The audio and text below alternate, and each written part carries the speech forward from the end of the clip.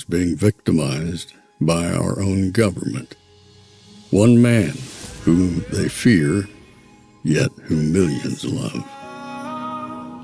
One man who is willing to take the poison arrows of lawfare. One man whose voice has been taken away by a corrupt judge operating in a corrupt system. One man who has been ridiculed and insulted.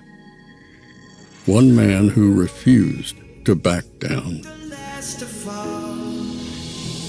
One man who refused to back down. One man who refused to back down. One man who stands between us and them.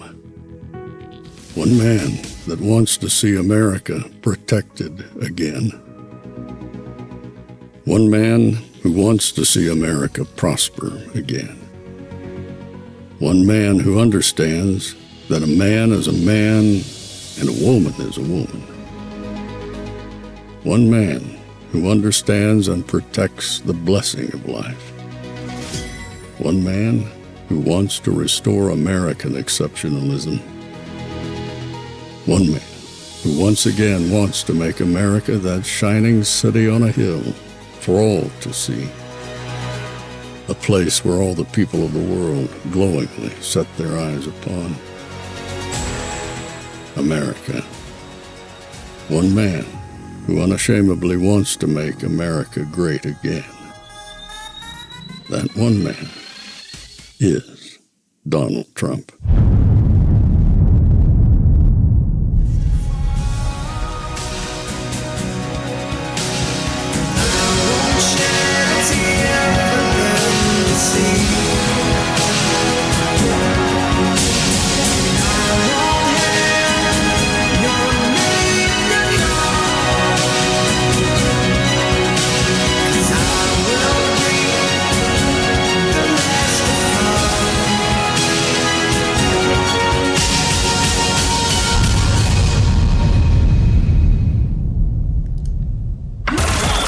This is Fanfare with Barry Cunningham.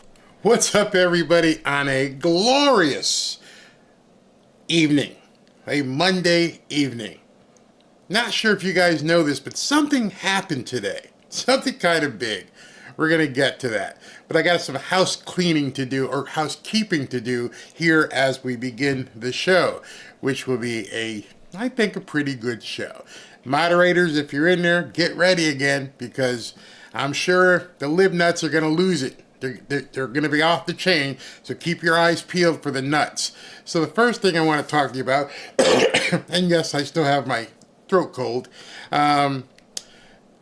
Understand, I'm getting a lot of people asking me to partner with them, sponsor with them, do certain things.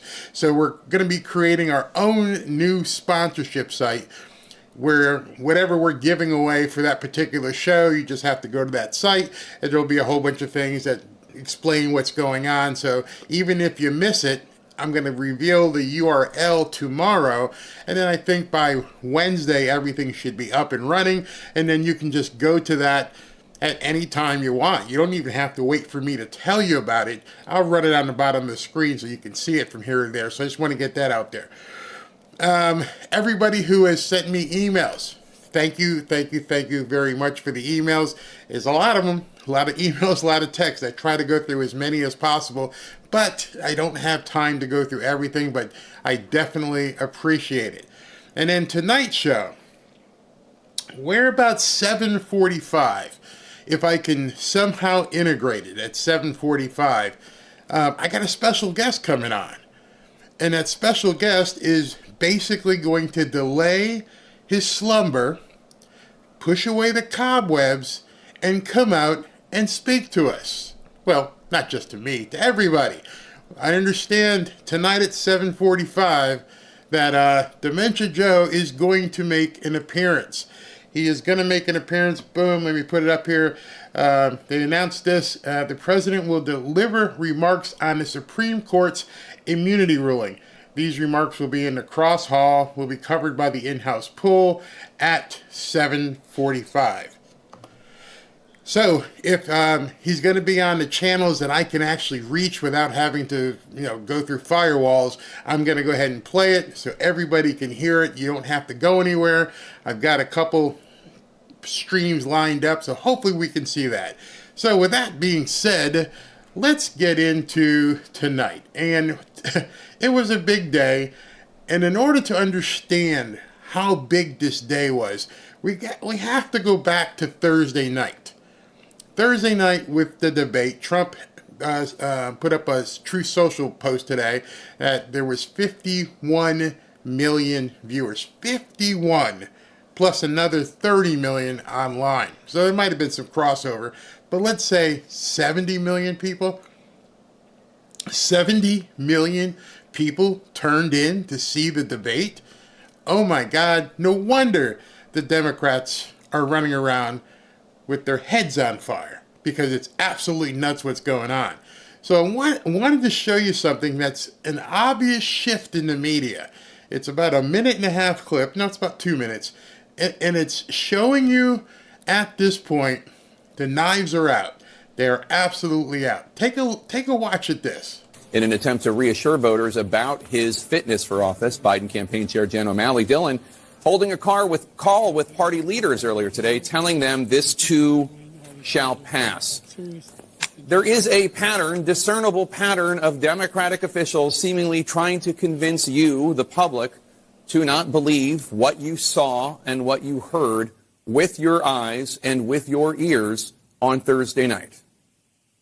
What I've been able to do with the COVID, with dealing with everything we have to do with, look, if we finally beat Medicare,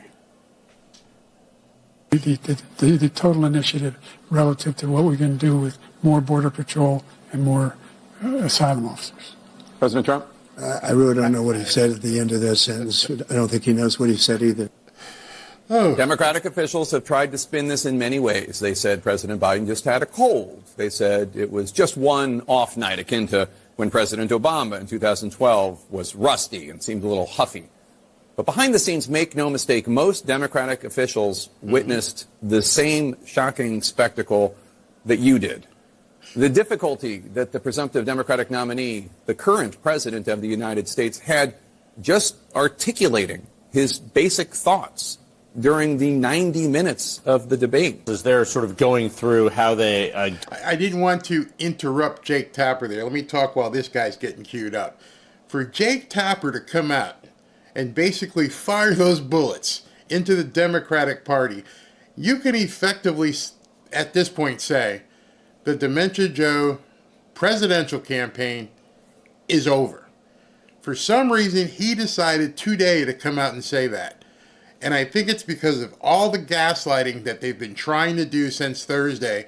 And at this point, many people are saying, my career integrity is going to outlast you. I may be a Democrat, I may be a lib, but you're going to be gone. And at this point, I need to save my own ass, because no one else is going to be here. You're going to be gone. Kamala's probably going to be gone, but I've got a career. I've got a career here at CNN, as bad as it may be, and I have to make sure of self-preservation at this point. And so we're going to see some rats jumping off the ship. Get beyond that dismal debate performance. One of the options right now is that he would sit for a high-profile interview to try and show that North Carolina rally the day after the debate was not just a one-off, that he actually... Think about that. He wants to go do an interview on a television station where everybody is going to know it's choreographed once again. It's not going to work. The Friday rally with him screaming, obviously he wouldn't be looking to do an interview with the network if he felt that Friday worked. Friday didn't work either. Actually can do a sit-down interview. He can do a spontaneous interview. But the fact that we're even having this conversation, that the president can do an interview, sort of shows you where they are right now. I mean, the Biden campaign is trying to move beyond and sort of quiet the questions, but they've really struggled to do so over the last several days. So, all right, so they're trying to move ahead. They can't. They are stuck. They're paralyzed. Why? Because they have Joe as their candidate. Nobody believes it anymore. It's over. I'm sure and I'm going to show you, there's a few in the media who are still screaming. And then, after they had the body blow of the media coming in and boom, giving them a couple in the gut, today the Supreme Court came across with the right cross and just completely eviscerated the Democratic campaign. It's over. It's done. I've been saying it's a landslide for some time. People like, Barry, how can you just get out there and say it? Because I have eyes and ears and I read data. It's over. They are trying to do anything they possibly can at this point. Trust me. Now understand this. With what happened today and what some of these people said, it was absolutely insane. I mean, insane. Some of the stuff that these people said, I can't even put on my screen because the guys upstairs may freak out. But they have actually openly called for, how can I say, the elimination of Donald Trump. Openly, without any regard. Harry Sisson, that paid shill that Biden has, said so much crazy stuff I can't even show you. And now the Secret Service is paying him a visit to investigate him. Truth. That's how bad it got, because it's absolutely off the charts. In addition to that, which we will go through more in depth as we go forward, big money, which is most important, big money is leaving. And like, I'm not putting my money into this anymore. This guy is Bill Ackman, a billionaire. The Democratic Party is self-destructing. That's probably a good thing. Sometimes when something has gone too far wrong, the best outcome is to self-immolate and start over. If you guys don't know what self-immolate means, it means set it on fire, burn it down, burn it up, get rid of it, put it in a pit, pour the gas on it, burn it down, it's useless, and start over. That was a billionaire donor who just said, it's over, it's done. Billionaires talk to other billionaires. Speaking of which, this is from David Sachs, another billionaire. Love what he says here. The press, Jake Tapper and his friends, have been caught in whoppers before, but the Biden infirmity story is different. A continuing effort to tell American audiences what they're seeing over and over with their own eyes doesn't live in reality. They are they are demanding that the American public basically buy into their Orwellian fixation of not believing what you're seeing and what you're hearing. And unfortunately, that's not going so well anymore. It would be one thing if the White House alone did it. Unfortunately, whole networks and newspapers have cooperated not just in suppressing the truth, but in amplifying the administration's counter-messaging about deepfakes, questions about Trump's own faculties, how Biden is so great in meetings, even the crucial question of whether it's Biden's admin that should be judged, not Biden himself. What he's talking about there, in case you guys don't realize it, the Biden brain trust has been trying to blame the employees and saying, you guys screwed up. It wasn't Biden, y'all screwed up. You put the lights on too bright. He got discombobulated. You didn't have the right notes, whatever. They were blaming other people, and they're asking the media to basically keep that message going. Unable to conceal reality, they tried to completely change our minds about the nature of the presidency. Moreover, even then, the question of what to do about this individual president or this election. The fact that an attempt to move public consciousness on this scale, huge scale, should be scary to people in both parties. Let me summarize. We're not taking your lies anymore. We're done with it. We know what's behind the curtain. Oz ain't real. You guys are toast. We're not giving you billions of dollars anymore. If you got some people out there, some hacks, that want to go ahead and keep paying you, you go for that. Get as much as you can from them. We ain't giving you any more. And my friends ain't giving you any more. You're done. Dried up. And in case you didn't realize what Bill Ackman was saying, what came out earlier, let me put that back up. The Democratic National Committee wants to stamp out calls to replace Biden by formally nominating him as early as mid-July, according to Bloomberg. And great news for all. According to people familiar with the matter, the DNC wants to nominate Biden on July 21st. They will report when the Credentials Committee meets. They will reportedly be meeting to finalize procedures before the convention in August. So they want to run and get first in the buffet. Let's go ahead and nominate him now before any of the other sharks start circling and want to run. That's how desperate they are, which is great news for Trump. It says the plans to nominate the president early could serve another purpose, helping to quell talk of a potential replacement or an open convention following Biden's cataclysmic debate against Donald Trump, as reported by Bloomberg. So they're going to try and circumvent yet something else. Talk about these. Remember these people were talking about, hey, democracy. And Trump's a danger to democracy. And now everyone's talking about it. Everyone is out there saying, wait a second. You guys are running around doing everything you possibly can to circumvent the will of the voters because you realize you're screwed. You're absolutely screwed. And now, in addition to all that, let me just check my time. We're at 7:17 in case he goes on. In addition to all that, what you now want to do is trick everybody, even in your own party, just to save Joe's ass.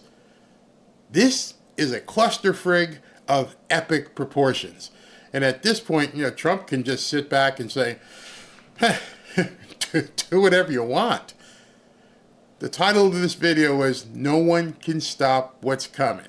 I'm not going to be going into any of the Q stuff and get some people all screwed up.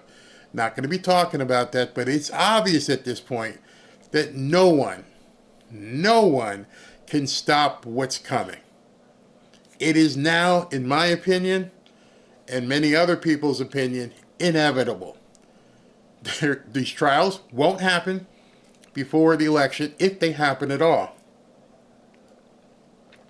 It's that bad. What the Supreme Court did today completely cut these people off at the knees. And let me tell you what it really did. What it really did, the Supreme Court decision today exposed the absolute scumminess of the Democratic Party. This had nothing to do with enforcing the law. This had everything to do with kneecapping Trump and getting him out the race so that this old man could win unopposed. It didn't work. I don't know who sat back and came up with this devious plan, but it's now, not only is it blowing up in their faces, it may end up hurting some of the people who were involved. What the funniest thing about all of this is by the courts saying that Trump has immunity in some regard, it actually confers immunity on Joe. Think about that. They said today that in official acts, and we're going to go through all the decisions and everything else, in official acts, the president cannot be held liable. Which means a lot of the stuff that we know Joe has done, he can't be put in jail for. Unfortunately, all those other people, you're screwed. You're screwed, and you know you're screwed. And at this point, Joe's pardon list is going to have to be like a scroll in Lord of the Rings. It's going to have to be huge. These people are all going to have to be protected. There's no way out for them at this point. He's got the get out of jail free card, courtesy of Trump. Remember, this thing is going to go both sides. They said a president. They didn't say Trump. A president can't be held liable for actions he took in his official capacity as president. We're going to dig into this a little bit more. But as you realize it, you're like, okay, well, that goes for Joe as well. It goes for Obama. Okay. Saved Trump, saved Joe. Accept it. Don't worry about it. Move on. That doesn't matter. The prize is getting back in the White House. But that's where people went off the rails today. That's where they went absolutely nuts. That's where they were talking about SEAL Team 6 taking out judges. Yeah, they said that. That's where people are like, well, maybe you could send a drone over to Mar-a-Lago and take out the Orange Man and then just say it was an official act. I'm telling you right now, before we get too far into this stuff, I'm watching time, stay frosty. Stay frosty. That's a military term for basically watch your six, watch your back, and be extremely careful. With what I saw today on Twitter, I told my wife, I took her to lunch, I said, honey, I have not had any fear politically until today. Until I saw what people were willing to say publicly, never mind privately, what I saw on Twitter publicly told me we're in trouble as a country. I'm not sure if you guys have been following what's going on in France and what's going on in Hungary. Let me just give you a hint. Marine Le Pen, who's about to succeed Macron and take over France, went on stage today. I was going to play the video, but I'm like, you know what, if I play this video, the people upstairs might get ticked off because what she said. And you know what, because of what she's doing, and there's some videos I may start up a membership, a free membership, so I can share stuff I can't talk about in the open. That's sad, but I know. But basically, here's what she said. She got up on a stage full of people and said, all of you guys who come from these other countries, who have this kind of weird religion, get out now while you can. And I'm basically paraphrasing her because I don't speak French, but she basically said, get the F out because we're coming for you. Every single one of you. And we're going to close those places where you congregate on whatever day it is where you listen to the imams. That's how strong she came out. She came out and said, we're cleansing this country. Y'all getting out. The globalist empire that they thought they were going to make, this utopia, started crumbling. The shockwaves were incredible. If you haven't seen it, let me know, and I'll see if I can't post it somewhere. But she was very calm. She walked out on stage, and she's like, it's over. Get out. Can you imagine a real world leader standing on a stage? Pretty much that's what Trump has said, mass deportations. And she just said, yeah, we're doing it too. Y'all getting out. Unfortunately for France, she's getting into office very soon. And then Hungary, their elections flipped. And they brought in a guy that was basically someone who emulates Trump. Do you know what his new slogan is? Make Hungary great again. Make Hungary great again. Make Europe great again. That is what his slogan was, and he just got into power. So you're talking about two major countries over there in Europe, Hungary and France, who have both said, we're done with this, and we're going to clean it up. So that tells me they know what's coming here. Because of her winning, basically, I think she's got one more election that they have to go through, which is basically just a formality at this point. The rioting erupted in the streets. The people she was addressing are going nuts in France. They are rioting, they are burning, they are doing all kinds of crazy stuff. And they don't have nearly as many people as Joe has snuck into this country. What do you think is going to happen when people are now letting it sink in that the Democrat Party is basically in flames? What do you think is going to happen? Stay frosty. I told my wife today, honey, I'm glad we live in a gated community, but it ain't enough. We're going to have to go John Wick. You know what I'm talking about. We're going to have to go as far as we can to make sure. We're going to make sure the alarm's working, make sure that the perimeter is fine, because it's going to get crazy in this country. You think it got crazy for George Floyd? You think this place went nuts for Sir George Floyd, the patron saint? You ain't seen nothing yet, but you're about to. And I guarantee you, at 7:45, that this guy is going to walk out on stage and light a match. He doesn't have it in him to be contrite and say the Supreme Court, they are the final step. They are the co-equal government of the United States. We have to honor this ruling, as bad as you may not like it, but we're going to honor it, and we're going to honor it with discipline. We're going to honor it because that's who we are. If you think he'll say that, you got another thing coming. I think this guy is going to get on the platform tonight and basically light it up. He's going to be fear-mongering. He's going to tell people, you don't know what's coming. They're going to do this to you. They're going to do that to you. All I'm telling you, and I want to impart on you tonight, get ready. Get ready physically.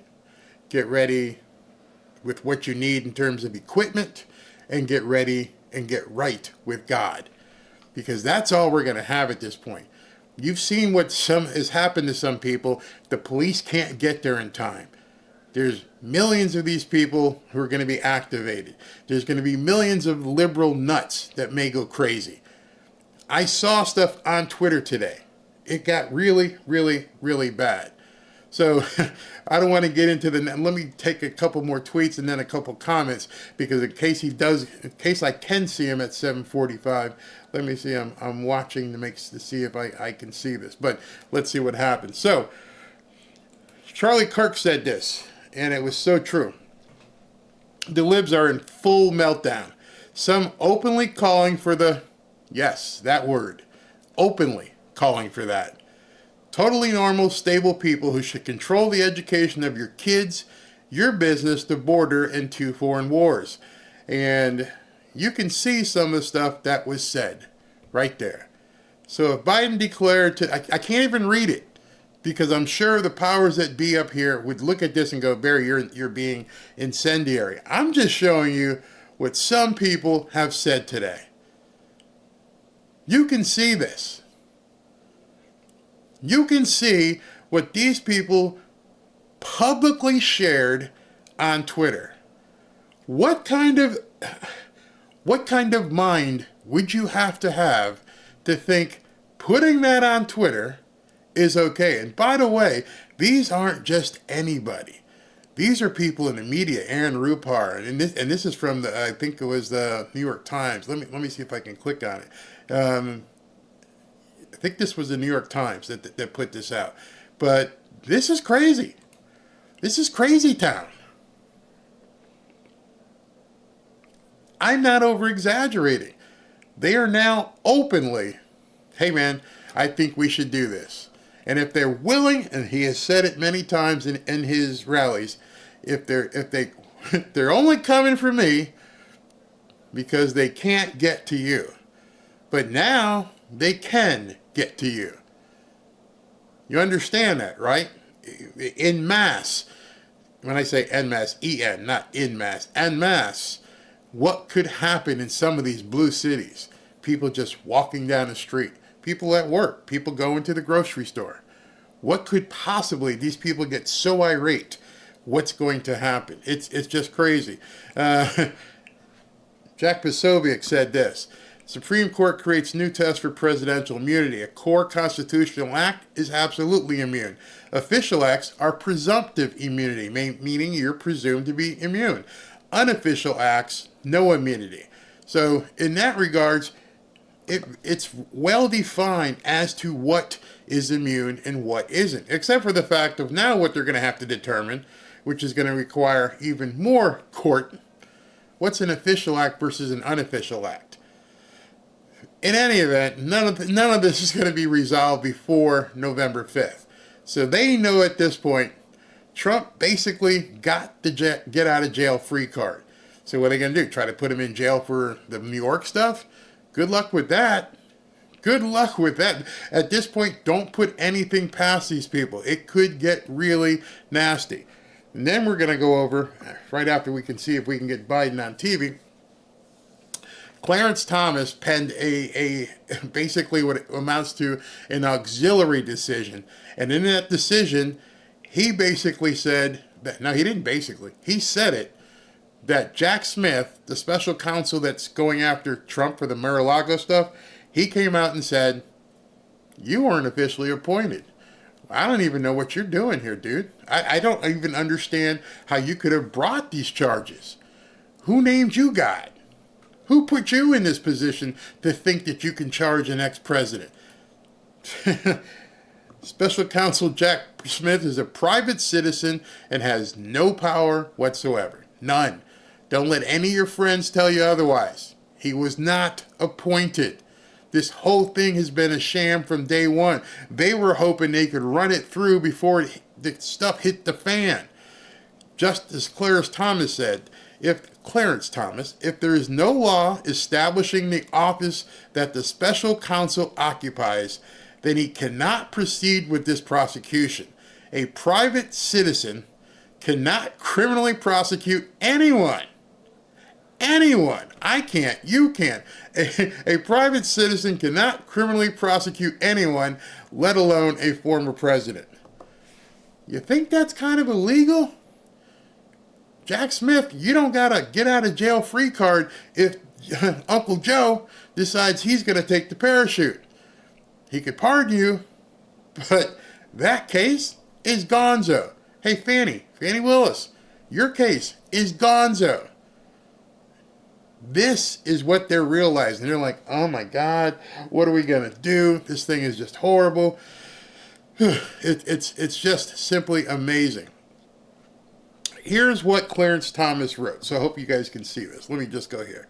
If there is no law establishing the office that the special counsel occupies, then he cannot proceed with this prosecution. And now you're going to look down here in some of the legalese. It says the Constitution imposes an important check against the president. He cannot create offices at his pleasure. If there is no law establishing the office, which there isn't, the special counsel if there's no law establishing the office that the special counsel occupies, which there isn't, then he cannot proceed with this prosecution. A private citizen cannot criminally prosecute anyone, let alone a former president. The reason I wanted to show that to you is because it's in the decision. It wasn't something he said off the cuff. It wasn't something that was rumored. It's written in the actual decision. You can't prosecute anyone, Jack Smith. You're done. Close up shop. You know, some people on the liberal networks were saying, well, maybe the first two counts he can't, but he could do it on the second two. No. Everything. Gone. Done. Close up shop. You're done. This is going to get really ugly. That's why at 7:45, this guy might just lose his lunch. Let me take some comments here. I've been talking for 33 minutes. Like this one. Evidently, Jack Smith don't know Jack. No, I'm pretty sure that Merrick, Garland, and Jack Smith knew exactly what they were doing. They're attorneys. They worked for the Department of Justice. I think this isn't something you just forget. Oh, you're going to go ahead and prosecute this guy. Don't I need a special counsel designation by Congress? No, we'll just keep pushing, get this guy convicted, and then everything will be fine.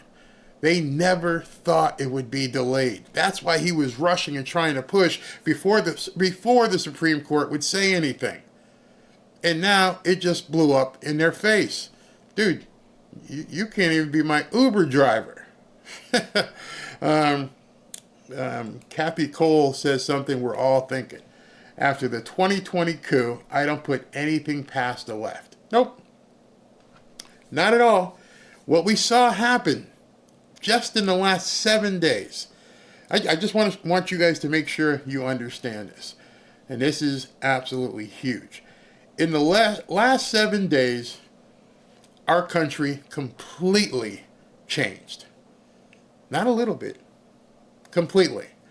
If you haven't been following, the 1512 decision basically said that a lot of those January 6ers, you can't use that statute against these people. Nope, throw it out. Then the Chevron decision came out. The Chevron decision basically said that these three-letter agencies can no longer dictate law. Think about that for a second. Think about all of the stuff that you, I, everyone you know had to submit to over the last couple of years. CDC. Nope, you either take this or you can't work. Nope, you can't go to the beach. Nope, can't open your restaurant. Nope, can't open your gym. There's no law. There's no law against this. What do you mean? Hey, we're the CDC, and I know you didn't elect me, but that's how it is. Hey, you can't have these types of weapons. We're the ATF. Nope, can't do it anymore. Hey, you can't fly right now. We're going to ban you and never let you fly again. We're the FAA. Nope, can't do it anymore. There was someone who posted a list of 40 different agencies who have imposed rules on the United States citizenry, basically everybody, saying you can or can't do something, and now the Supreme Court has stripped it and said you can no longer make these rules. You are bureaucrats. You are not legislators. If you want a law, then your Congress has to make a law. In essence, what you're seeing that the Democrats are showing themselves is that they didn't want to stop Trump from an election. They wanted to overturn America. Their objective with all of this was to destroy the Constitution. And they were chipping at it a little bit at a time until somebody said, now let's go for the presidency as well. We've got all this other stuff in place. Let's go ahead and go for the big office. And they did. They went for it. They got rid of him. Banned him. Took him out of office. Hey, you can't even complain to a court. There's not a single court that wants to hear what you have to say. Over and over and over again. Looks like we may be able to show this thing. There's nothing you can do. Now, all those agencies, and I'm like, there's 40 of them. SEC, FCC, I mean, just down the line, the court just said, you're done. You're absolutely done. So, at this point, you're looking at some people who have nothing to lose. They took their best shot to rip up the Constitution, and the Supreme Court in 7 days, including what happened at that disastrous debate, in the last 7 days, their entire stronghold was destroyed. All of it. There is nothing left. They have no more bullets to fire. Lawfare, done. It has been taken off the table. You cannot do anything between now and November 5th that's going to try. If they try and throw something out there, the Supreme Court has already ruled. There's nothing you can do. And now on top of it, you got this guy who's going to go out and try to save his butt with his crazy son and his wacky wife. This isn't... Stay frosty. I'm telling you, these people are nuts. Hey, Ursula, how you doing? Joe has done absolutely nothing for the American people except, of course, make our lives a living hell. We may be at war with 30 million newcomers. Yeah, they still dangerous, Barry, because now... Yep. I completely agree with that. Anybody knows who's been hunting? They are now a cornered animal. They are now desperate.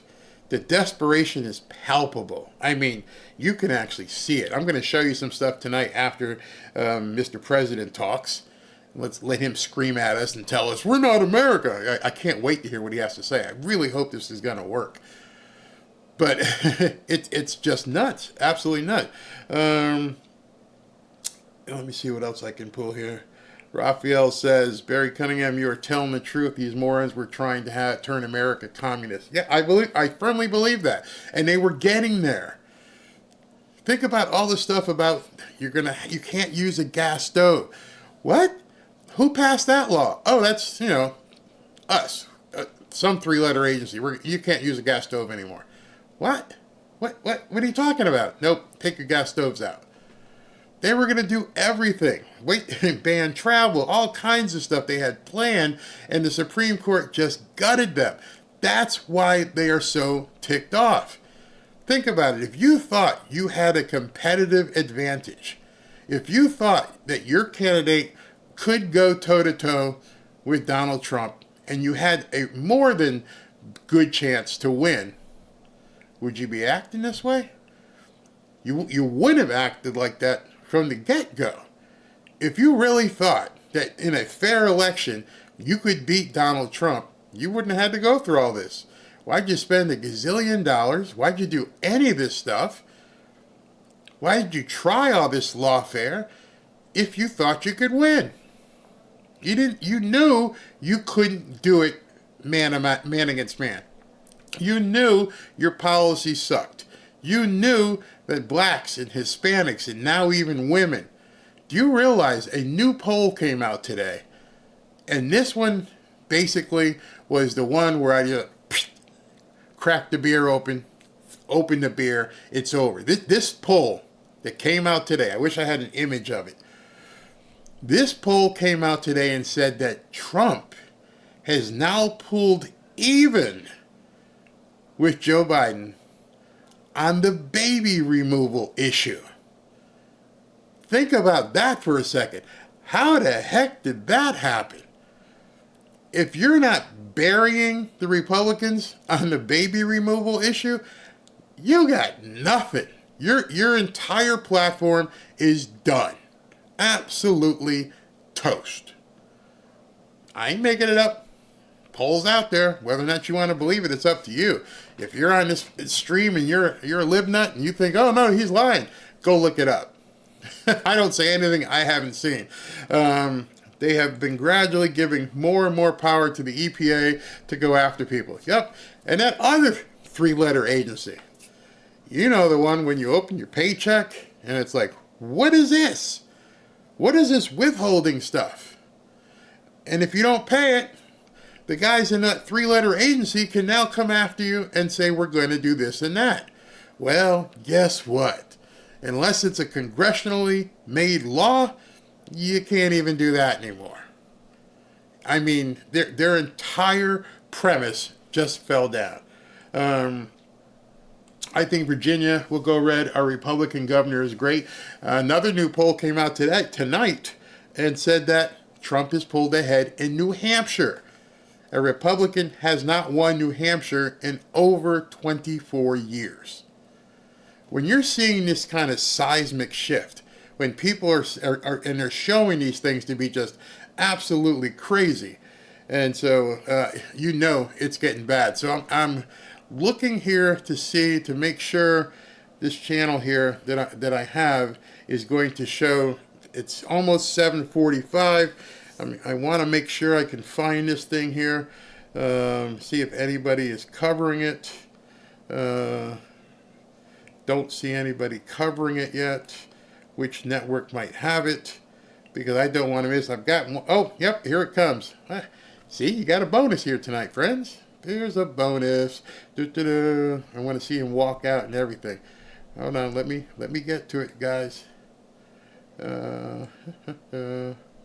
All right, so yeah, we're gonna be ready. We're gonna get it as soon as he comes out. I just saw the podium, so we're gonna go and be able to switch to Joe. Let me go ahead and take some more comments until he walks out. Democrats will create ballots and tamper with voting software.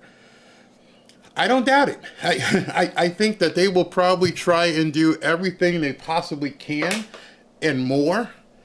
But as I've said a number of times here, the eyes that were on the voting precincts are different in 2024 than on 2020. Remember, just from the internal side, from our side, the red side, Ronna McDaniel, she's not here anymore. So what they've got going for them in that regard is that we have Laura Trump running things, and she's running it with, you know, a bunch of people who know what to look for. In addition, since the black vote has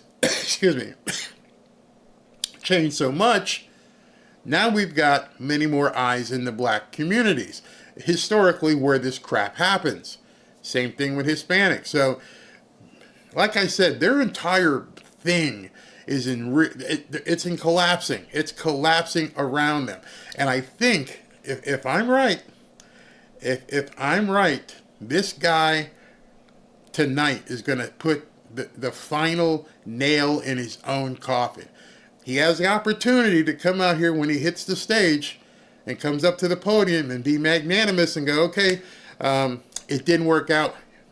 Let's run a good campaign. How many of you think that's going to do it? AOC impeaching SCOTUS. Yeah. Good luck with that. I'm going to show you some of that, but Alexandria Ocasio-Cortez wants to go ahead and impeach the Supreme Court justices because of they did the worst thing possible by following the Constitution. You know, that's, oh my God, how can you possibly follow the Constitution? We don't want that Constitution thing. That's, oh, okay, here he goes. Let me get this going. He just walked out, people. Boom, boom, boom, boom. Okay. You also face moments where you need the wisdom to respect the limits of the power of the office of the presidency. This nation was founded on the principle that there are no kings in America. Each of us is equal before the law. No one is above the law, not even the President of the United States. With today's Supreme Court decision on presidential immunity, that fundamentally changed. For all practical purposes, today's decision almost certainly means that there are virtually no limits on what a president can do. This is a fundamentally new principle, and it's a dangerous precedent, because the power of the office will no longer be constrained by the law, even including the Supreme Court of the United States. The only limits will be self-imposed by the president alone. This decision today has continued the court's attack in recent years on a wide range of long-established legal principles in our nation, from gutting voting rights and civil rights, to taking away a woman's right to choose, to today's decision that undermines the rule of law of this nation.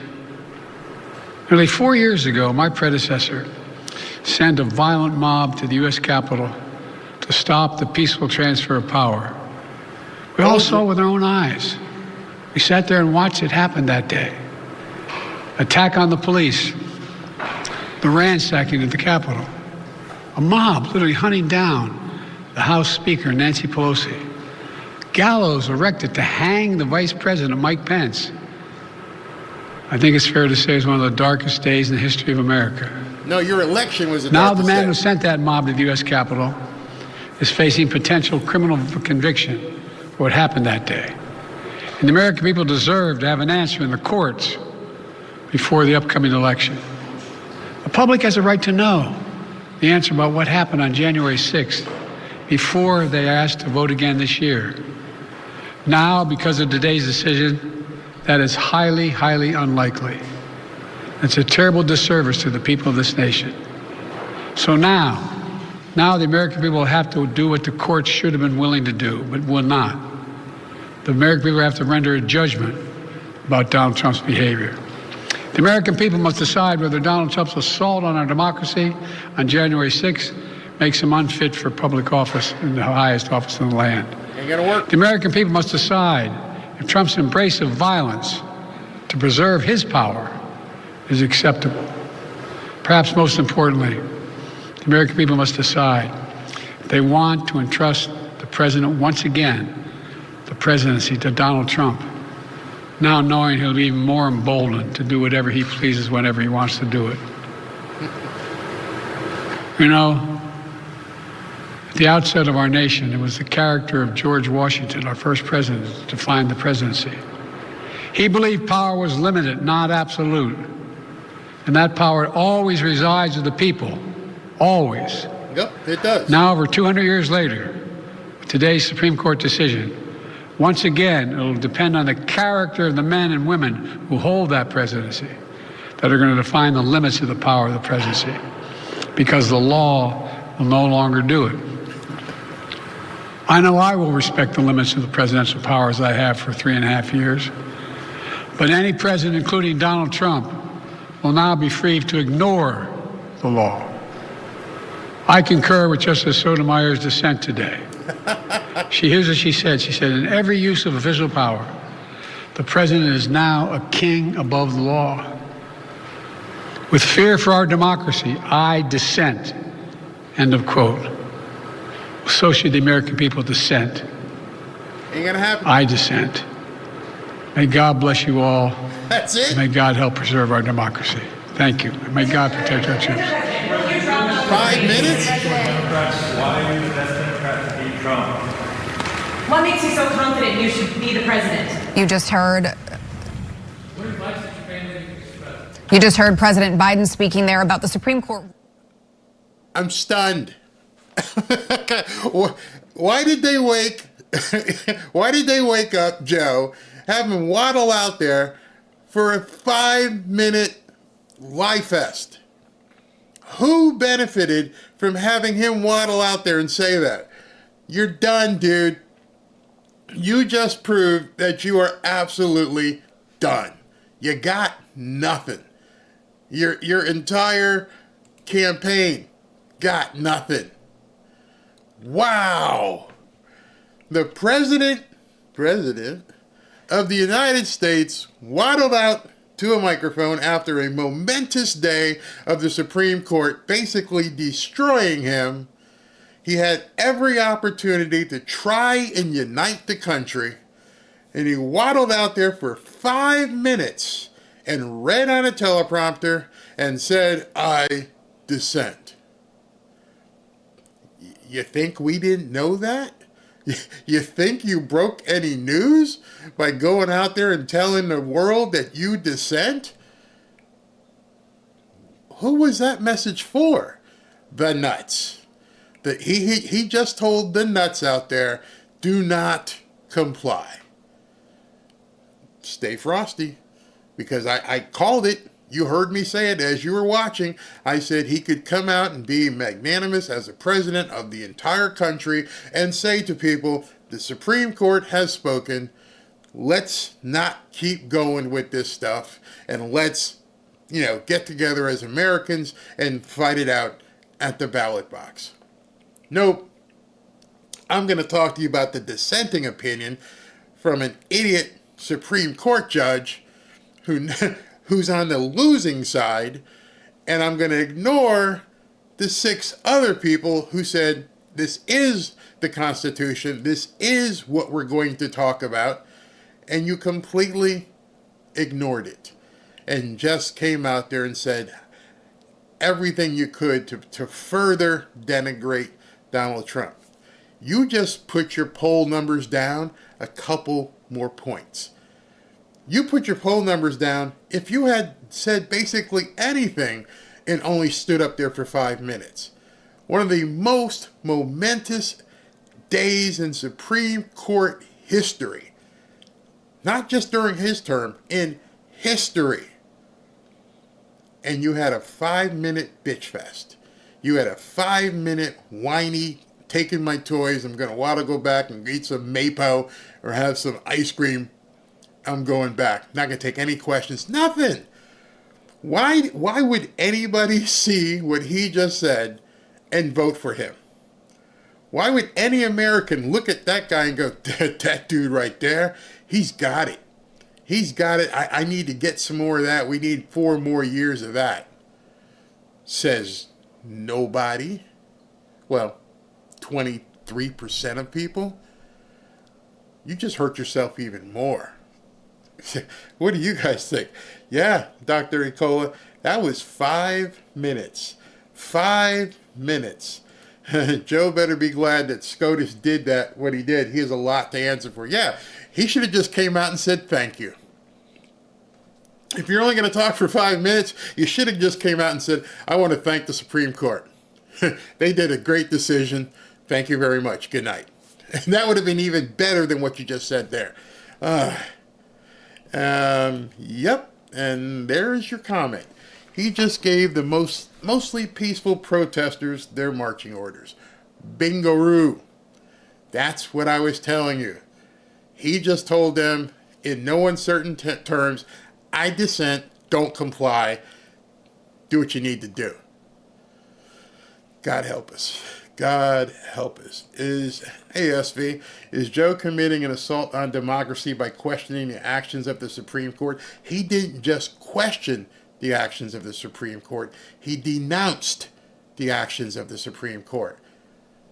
The Supreme Court, to my knowledge, has never said that the president sucks. The Supreme Court has never, none of them have done a speech and come out and said what the president did is wrong and I disagree with what he said. You know why? Because they're co-equal branches of government. I don't think a lot of people understand that. The Supreme Court is one of the three branches, co-equal, of government. The legislature, the presidency, and the Supreme Court. Probably because people like this idiot, let me move this comment. You can tell what they're getting ready for. They're getting ready for lack of better words, that three-letter word. Chuck Schumer, this is a sad day for America and a sad day for our democracy. And these people just don't seem to understand we're a republic. The very basis of our judicial system is that no one is above the law. Treason or incitement of an insurrection should not be considered a core constitutional power afforded to a president. Well, maybe, just maybe, you should have charged somebody with treason and an insurrection. How can you go on Twitter and have been saying for years that he's guilty of treason and of an insurrection, but somehow forget to charge a man with treason and insurrection? Because you're playing mind games with the American people. You've been playing it for years, and now you got found out. You got completely, but he wasn't done. This disgraceful decision by the MAGA SCOTUS. So now, these people aren't real justices. They're MAGA justices, which is comprised of three justices appointed by Trump himself. That's how the law works. That's how our Constitution works. Enables the former president to weaken our democracy by breaking the law. It undermines SCOTUS's credibility and suggests political influence trumps, pun intended obviously, all in our courts today. You really suck, dude. I mean, now you see why I said what I said? They're done. They got nothing. They absolutely have nothing. Didn't Schumer try to send protesters to the justices' houses so they could reap the whirlwind or some such? Yeah, yes he did. He absolutely did. You don't even know what you've started here. You don't even know what's about to happen. Yeah, he did do that. Who's running the country? Not the guy who came out for 5 minutes. That's for damn sure. He just told Antifa and maybe somebody else, tear it up, light it up. SCOTUS is the law. That's people understand. They're interpreting the Constitution. The core issue that all of these people have isn't Donald Trump. As Donald Trump has said, he's just in the way. The core issue these people have is they just want to take the Constitution and shred it. It's done. It's over. We don't want to go by that document. That document's old, outdated. We have a new thing we want to do. Johnny Doe, you're absolutely right. Nothing can stop what's coming. And that's what they have a problem with. So let me get back to our scheduled programming. I didn't know I was only going to take a 5-minute bump. But damn, that was an awful, awful speech. Awful. So today, these nuts, and I do mean these nuts, went absolutely crazy all over Twitter, posting stuff crazy. And I got to show you this video. This is kind of funny. You're gonna like this one. This election is no longer about the old guy that's in the White House now. Like, all the op-ed pages and the New York Times can run around and opine about, what Joe Biden should do. And, I'm not sure why this guy is all pissed off, but you're going to... What? Oh, it's not a guy. It's Joy Reid. This is Joy Reid's. I'm sorry. I didn't mean to call her a guy. I thought it was a transformer. In any event, this is Joy Reid, a host on a major news station on MSNBC. This is Joy Reid bitching about SCOTUS today. You are not going to believe what she has to say. Y'all have fun with that. Enjoy yourselves, intellectual thought leaders. I no longer care. Doesn't matter to me anymore. It's above me now. It's above me now. There's a Waffle House next door. There's a Best Western next door as well. It's above me now. It's above Joe Biden now. Don't care about Joe Biden's age, infirmity, that he shuffled when he walked. I don't care. She don't care about nothing right now. You know what she cares about? Burning it down. He could be seated for the rest of, from now to election day, and never get up off a chair. He could sit down. He could roll around in a wheelchair. He could be on a skateboard, seated. I don't care. Donald John Trump cannot be allowed back into the White House. That saying, they say quite a bit. Donald Trump cannot be allowed back in the White House. Do you understand what that language means? They didn't say people shouldn't vote for him. She didn't say he shouldn't be elected. They said he should not be allowed in the White House. What are you going to do, Joy?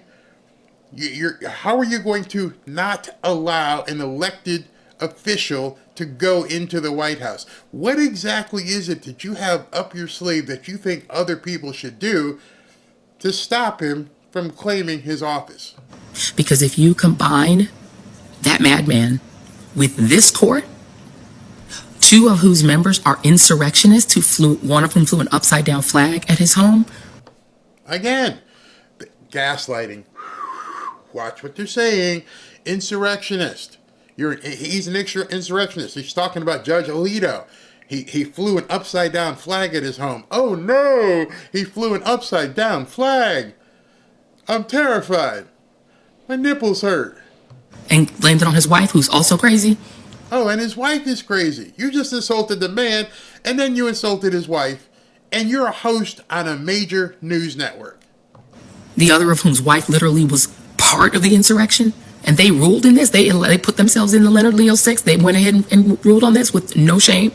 You combine this court, two of whose members are going to immediately resign, and put 30-year-olds in there, including probably the guy who wrote the opinion in the Beaters case, meaning that Beaters should be able to get machine guns, which, by the way, they have now arrogated to themselves the power to decide all federal rules.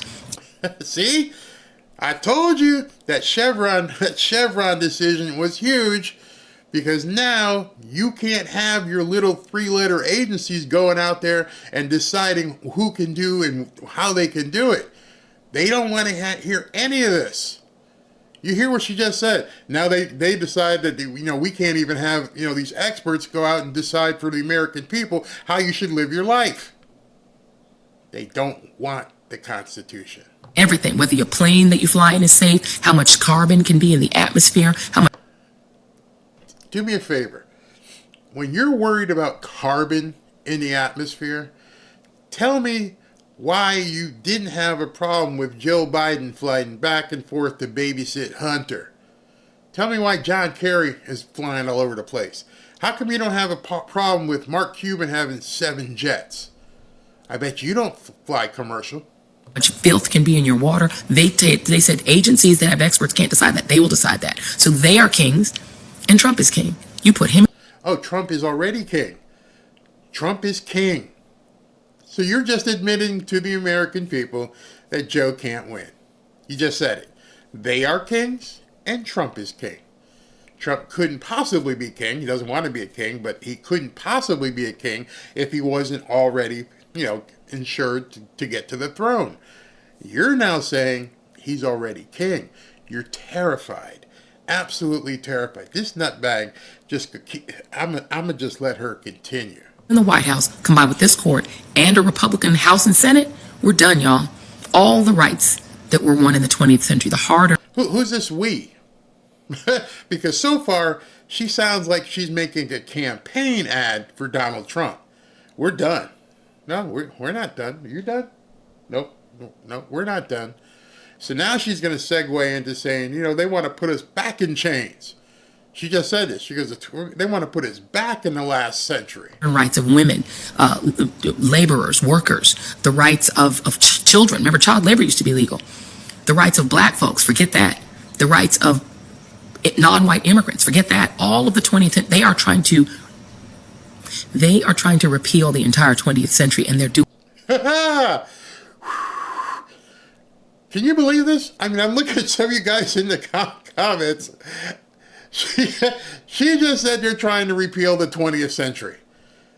I can't even imagine what people in her audience are buying this crap. But she took the time to make this video to let y'all know how bad the Supreme Court decision was, that they're going to try and put you back in the 19th century. Doing it fast. Between them and these crazy Republican governors, they are repealing the American century, the 20th century. How do you do that? Maybe we should call Michael J. Fox and see if he's got the plan here. Maybe there's a hoverboard or a DeLorean that we can take back and forth in the future, because this woman is bat poop crazy. I mean, I knew she was crazy, but after this video, I said, I got to show my peeps this tonight. I got to show you guys this tonight. Because they don't like it and they want back the 19th century. The century when super rich white men, unchecked and untaxed, amassed great wealth, passed it down with no taxation to their... You mean like, I don't know, Joe Biden? Rich white men who ain't paying no taxes, who are passing their wealth around to their family through their 25 different LLCs with the money they're getting from all these other countries. You mean like that? Oh, because it sounds to me like you're saying it still goes on. And it also is for white women, because I'm pretty sure that Nancy Pelosi is worth like $200 million. Oh, I think that Letitia James in the Bronx, but she's black, but somehow she got like 60 million. I heard Alvin Bragg is popping up at about 30 million. So it's not just the white people. It's not. If you go back a couple centuries, nobody would, be happy with that. But you think that's what we want to do. Descendants and pretended that they had earned it on their own, that they were just masters of the universe. They want that era back. They think that the 20th century was an abomination and they are dismantling it. They're coming for every single one of our rights. They're not done. They're not done. If you love having your freedom, having the freedom for contraception, LGBTQ rights, that's going too. If you don't... I told you this sounds like a Trump ad. If you're contraception and you're LGBTQ... It sounds like a Trump ad. Those are the rights she's worried about.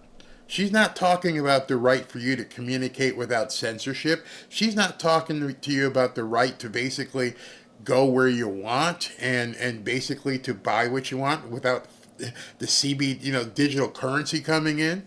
She's not talking about that. She's talking about contraceptives and the 25-letter alphabet agency or organization that represent this much people. Think they're coming for Obergefell? If you don't think they're coming for all these rights, then you are delusional.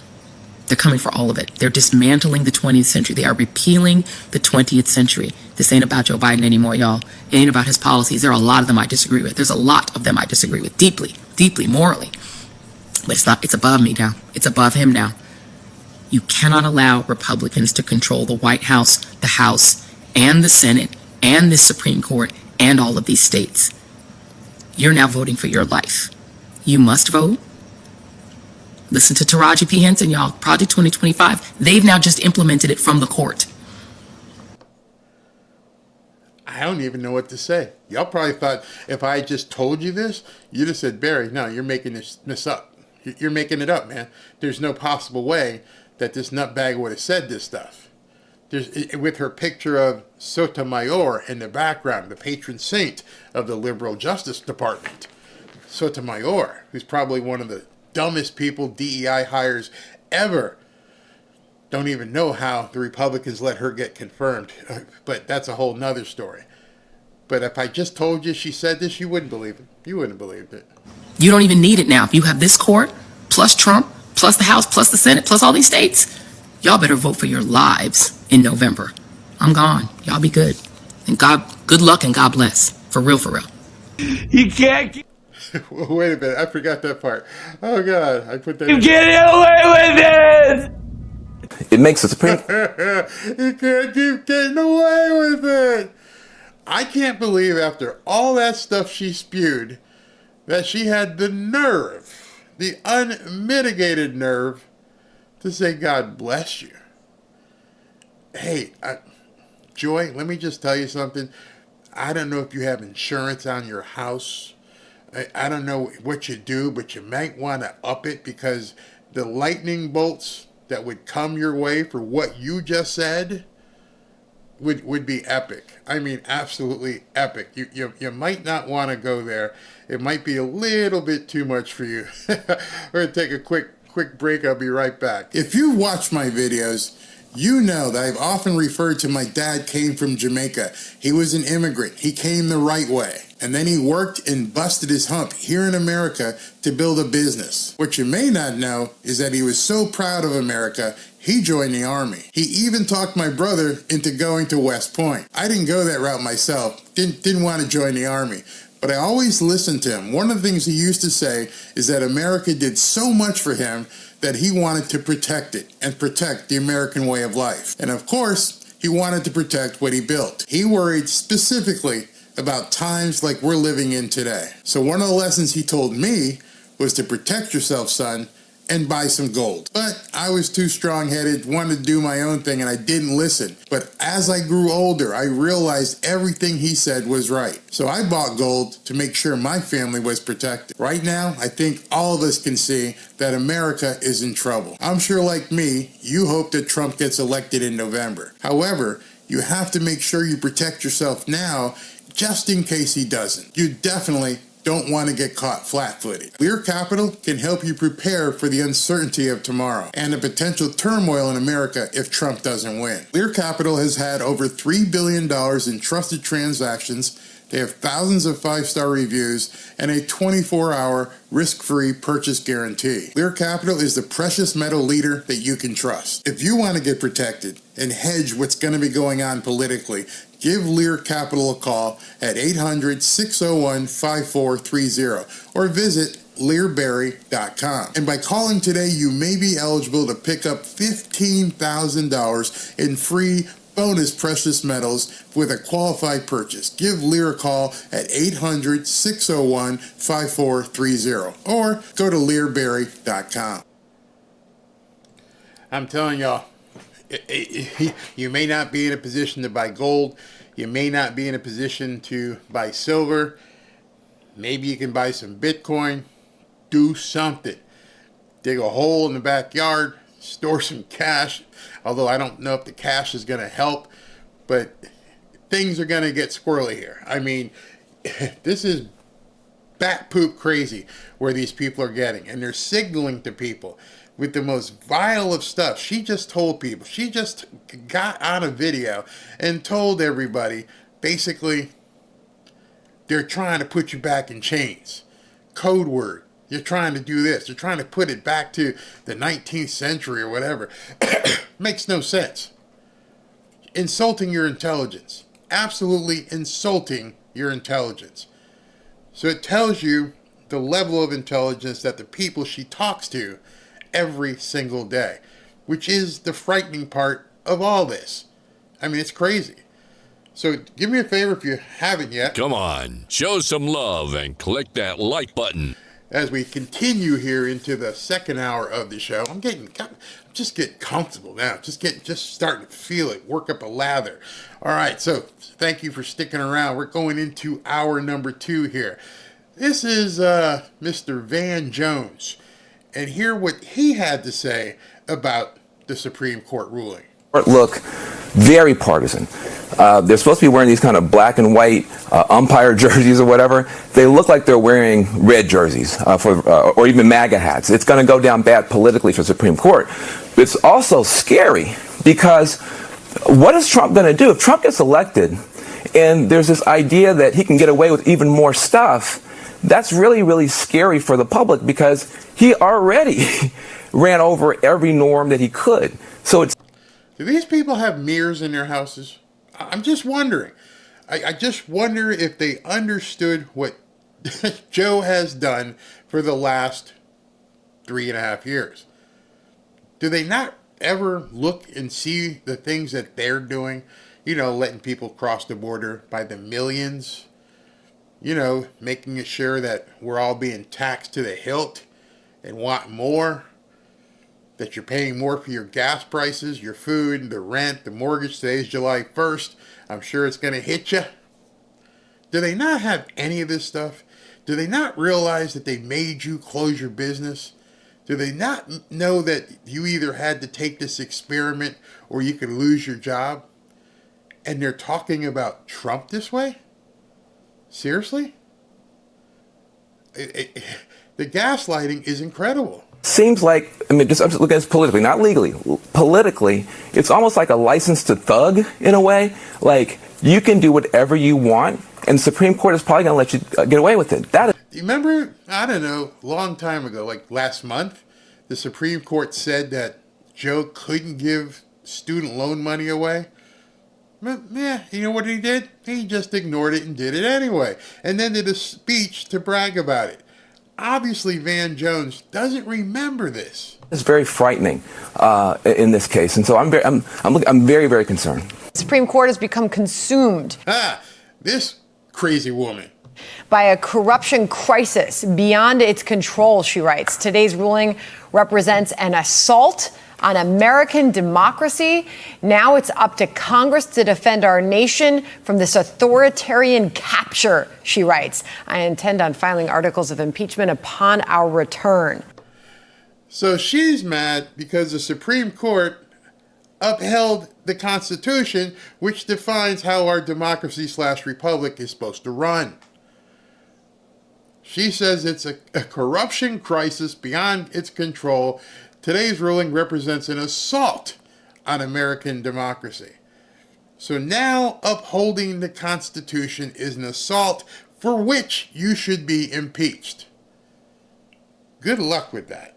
To you, Judge. You know, Sandra, whenever anyone on the left talks about an assault against democracy, you know that it has little, if any, meaning. That's their go-to line when they don't have a substantive argument. Look, our government is set up in a way that there are three branches. The Supreme Court is a branch that has final decision on legal decisions in this country. They are not willing to accept it if it doesn't align with their political ideology. And this is part of the institutional breakdown of our government.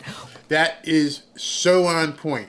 It is an institutional breakdown, enhanced even further by Dementia Joe waddling out there in a 5-minute speech saying, I dissent. I'm not going to go for this. We are now in a scenario where the left and the people who call themselves progressive are not willing to accept a 6-3 decision by the Supreme Court. But make no mistake, there have been administrations, there have been politicians who have been in disagreement with decisions for the last 150 years. But now, all of a sudden, they think they should be able to impeach a Supreme Court justice. Look, a lawyer can be brought before the grievance committee for trashing a Supreme Court justice. And the sad part about all of this is there is a final ruling in this case. Their hatred for Donald Trump, their political ideology that causes them to support someone ideologically or cognitively declined is something that they consider paramount. And they're willing to do anything to destroy our system. I disagree with her at the end there. When she said that basically it's anything to basically take away Donald Trump, to take him out. It's not Donald Trump. You here need to tell your friends, you've seen enough. Hopefully some of the stuff I show you, this isn't about Donald Trump. He's a means to an end. He said it. He's in the way. They want all of us. They want to destroy the Constitution. He's in the way. The Supreme Court is now in the way. Can you imagine Van Jones, Joy Reid are talking about how they want to take us back? What? I would like to ask her a question. Where do you want to take us? If the Supreme Court said, nah, you can do whatever you want, where is it you want to take us? Because none of them ever answer that. Like I've said, they never say fair share. Define fair share? So I know once I meet it, I'm good. I'm there. It's done. I'm over. I've made my fair share. Nope. Never can say that. Why? Because we got to keep coming. At what point is it enough in terms of how many babies you want to remove, and when? Nope. Can't tell you. We just want to keep going. Where do you want to take us? What do you want us to eat? Bugs? Oh, I remember that. You'll eat the bugs, you'll own nothing, and you'll be happy. They already have the blueprint. If you think I'm crazy, that's another thing. Maybe I need to do a video on it. Let me ask you, have you seen the blueprint from the WEF?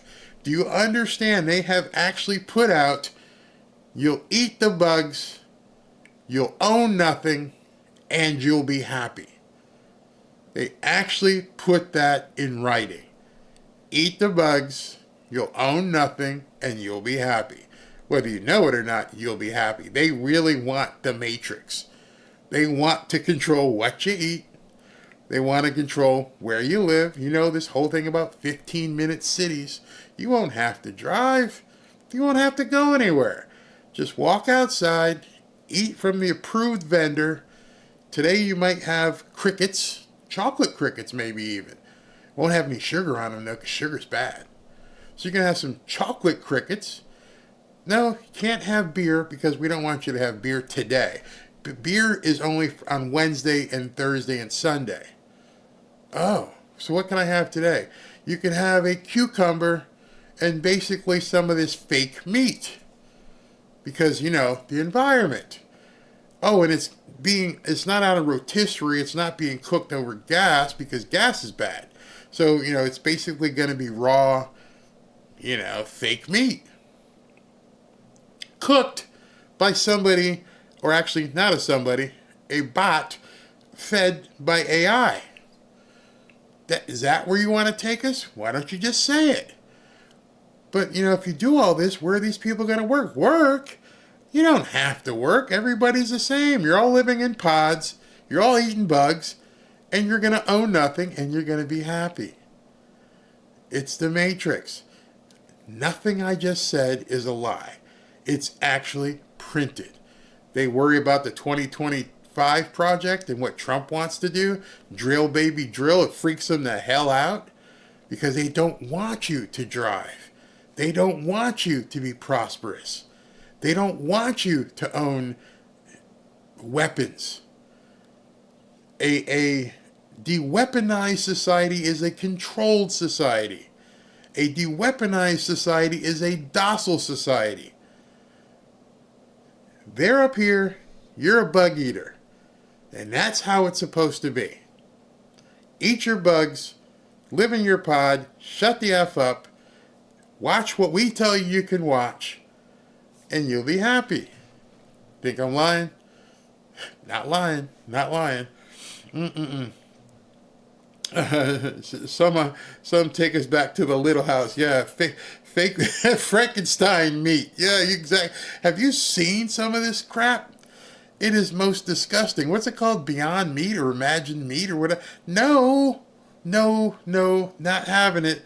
But if there were Democrats in SCOTUS, it would be okay. Now remember, there was a ruling just last week that they got their way. You know, the whole thing with censorship on social media, and they were able, that day, the justices did exactly what they were supposed to do. They're so hypocritical. Trump is the last line of defense for Americans. Absolutely. Firmly believe that. People say, Barry, what endears you to Trump so much? Because I truly believe, because I have read so much stuff, that he is in the way.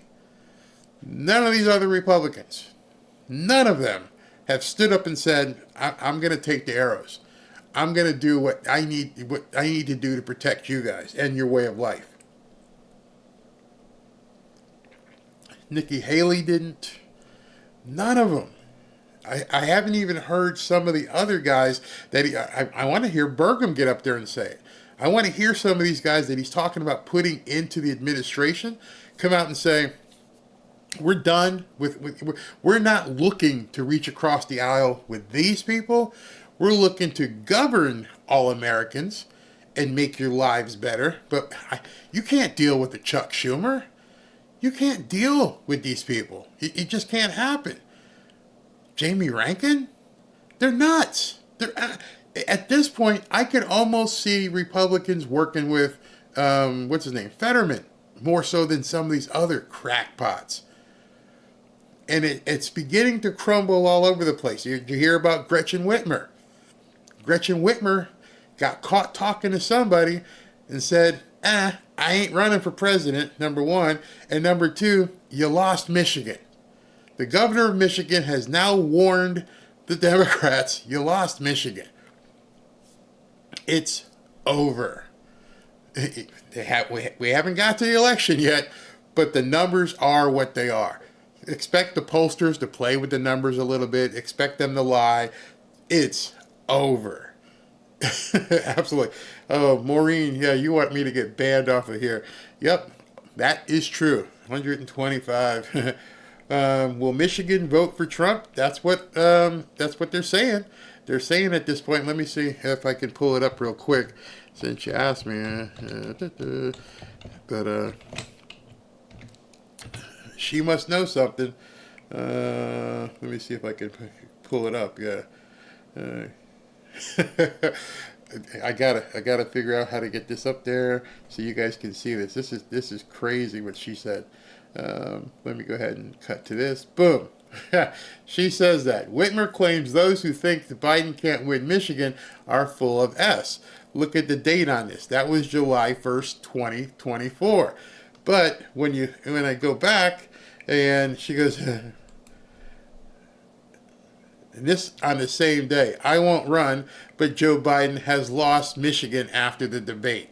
So she saw something. I don't know what she saw, but she said later on that evening, this was later on at night, that's it. He's lost Michigan. I don't know what's going on with these people. She must have saw something. Thank you, SCOTUS, for being ethical. Yep. I can't believe it. She's a communist. Yeah. At some point, what we're seeing here are these people are beginning to defend their own credibility. She's young enough where she still has a career. Gavin Newsom, he's still young enough where he has a career. That's why I had been saying I don't expect Gavin Newsom to step in and want to be the candidate at this point. With everything that's happened in the last 7 days, if you have any perception of having a career moving forward after Trump leaves office, why would you want to step into this quagmire? At this point, if I was running the Democrat Party, I'd be like, okay, this is a lost cause. We've got to save the House and we have to save the Senate. I know I should be telling them what to do at this point, but I'm telling you what you need to do is get out there and just obliterate them all the way down ballot, because they're going to regroup and they're going to say, okay, we need to protect the House and we need to protect the Senate, and we need to make sure that Donald Trump, even when he beats Joe, can't do all the things that he wants to do. So at this point, as I said yesterday, you need to vote red all the way down to dog catcher. All the way down. Do it. Democrats have no bench. No, they have. See, I don't believe that. I think they have a bench. At this point, though, the bench doesn't want to come up to bat. I don't want to come in. We're down by 40. I'm not going to get hurt.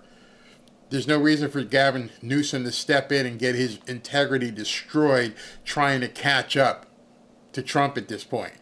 The polls already say he can't win. People are saying Michelle Obama, she's got a cushy life. She has a cushy life right now. She's, whatever money they were able to grab, Her and Obama, they're sitting on cash. She's got a cushy life. She travels around the world. She's like a rock star. Why would she want to get involved in all this crap unless she's told to? See, that's the other thing about all this stuff. We don't know who's really pulling the strings here. You know, somebody may say, listen, I gave you, I was able to, maybe it's a star chamber, we gave you what you got. We can make sure it goes away. So get your behind in there and try to run and see if you can win. Don't worry, we'll take care of your assets, but don't put that past them. Somebody may be pulling the strings. Newscomb said no today, no way. I wouldn't. Unless you're making me, unless there's a gun in my head, literally, there's no way I would step into this. I'm like, hey, Joe, you got all this. I'm not looking at buying a house these days. When I was an early investor, I used to buy houses that might have been infested with fleas or maybe had rodents. You know, something I could get real dirt cheap and go in and basically gut it. You know, it was so far gone that, you know, I didn't know what I was going to have to do. We would go in and we'd make an estimate. We'd talk to the bank and say, hey, listen, this house really needs a lot of work. We'll buy it from you for dirt cheap and we'll fix it up and we'll make it marketable. That was early in my real estate career. Now, I don't want to look at that stuff. I've progressed to the point where I don't need to. I can just walk into a house and go, okay, I'm going to take this. I'm going to give you X dollars. We're going to wire the money in. We're going to own this. We're going to turn around, maybe put, you know, a new roof on it, spackle it, make it look pretty, shine it up, and then resell it.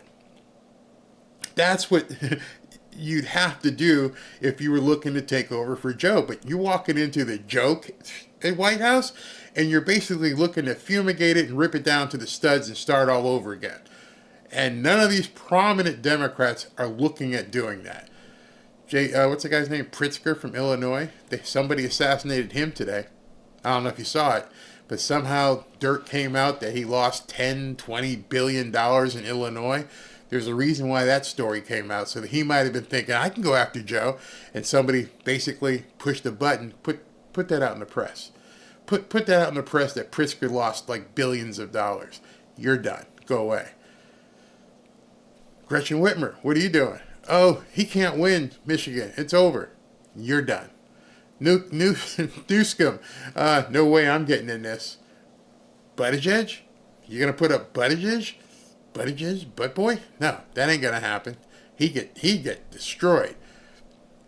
Michelle Obama? Only if you make her. That's the only thing. Only if you make her. Let's see here. 3 minutes, okay. I thought it was 5. 3 minutes? Yeah, but by the time they said 7:45, not sure what time he came out, he waddled out, said what he did, and turned around and waddled back. I was counting the whole time. You're absolutely right. The evil has finally been exposed to everyone. Absolutely it has. And I think that's one of the problems that they're having, is that everybody can now see it. All right, so let's continue. I've got some more video here to show you of these people and why you should be absolutely concerned about these guys, because they're nuts.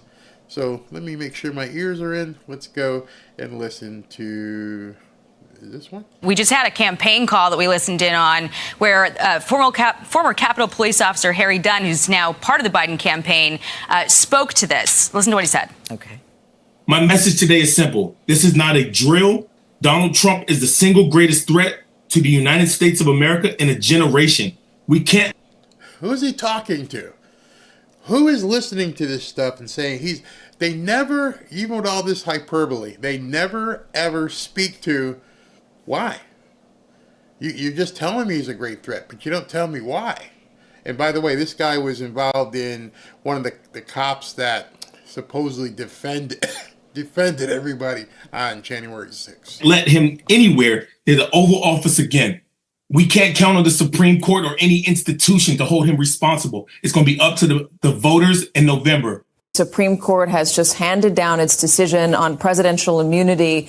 Again, it's a mixed bag decision. There's some presidential immunity. There's presidential immunity for official acts, not for unofficial acts. But the way that they've worded it, as we've been discussing at this table and with our guests, is that it does seem to lean heavily toward Donald Trump's arguments here, that he can do what he wants to do as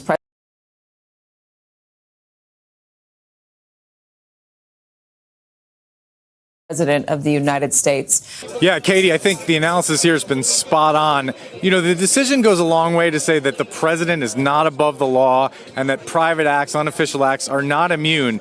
But if you look at what the implications for Jack Smith's indictment of former President Trump, they appear to be dire, because there's a whole section in the indictment about Donald Trump's efforts to enlist the Justice Department to allegedly falsely proclaim that there was fraud in the election, write letters to states. That is completely out, according to this decision. And then you get to his conversations with Vice President Mike Pence, which are a key part of the indictment. This decision says that there's a presumption that those are immune, but that prosecutors could seek to rebut that in the lower courts. And then it also says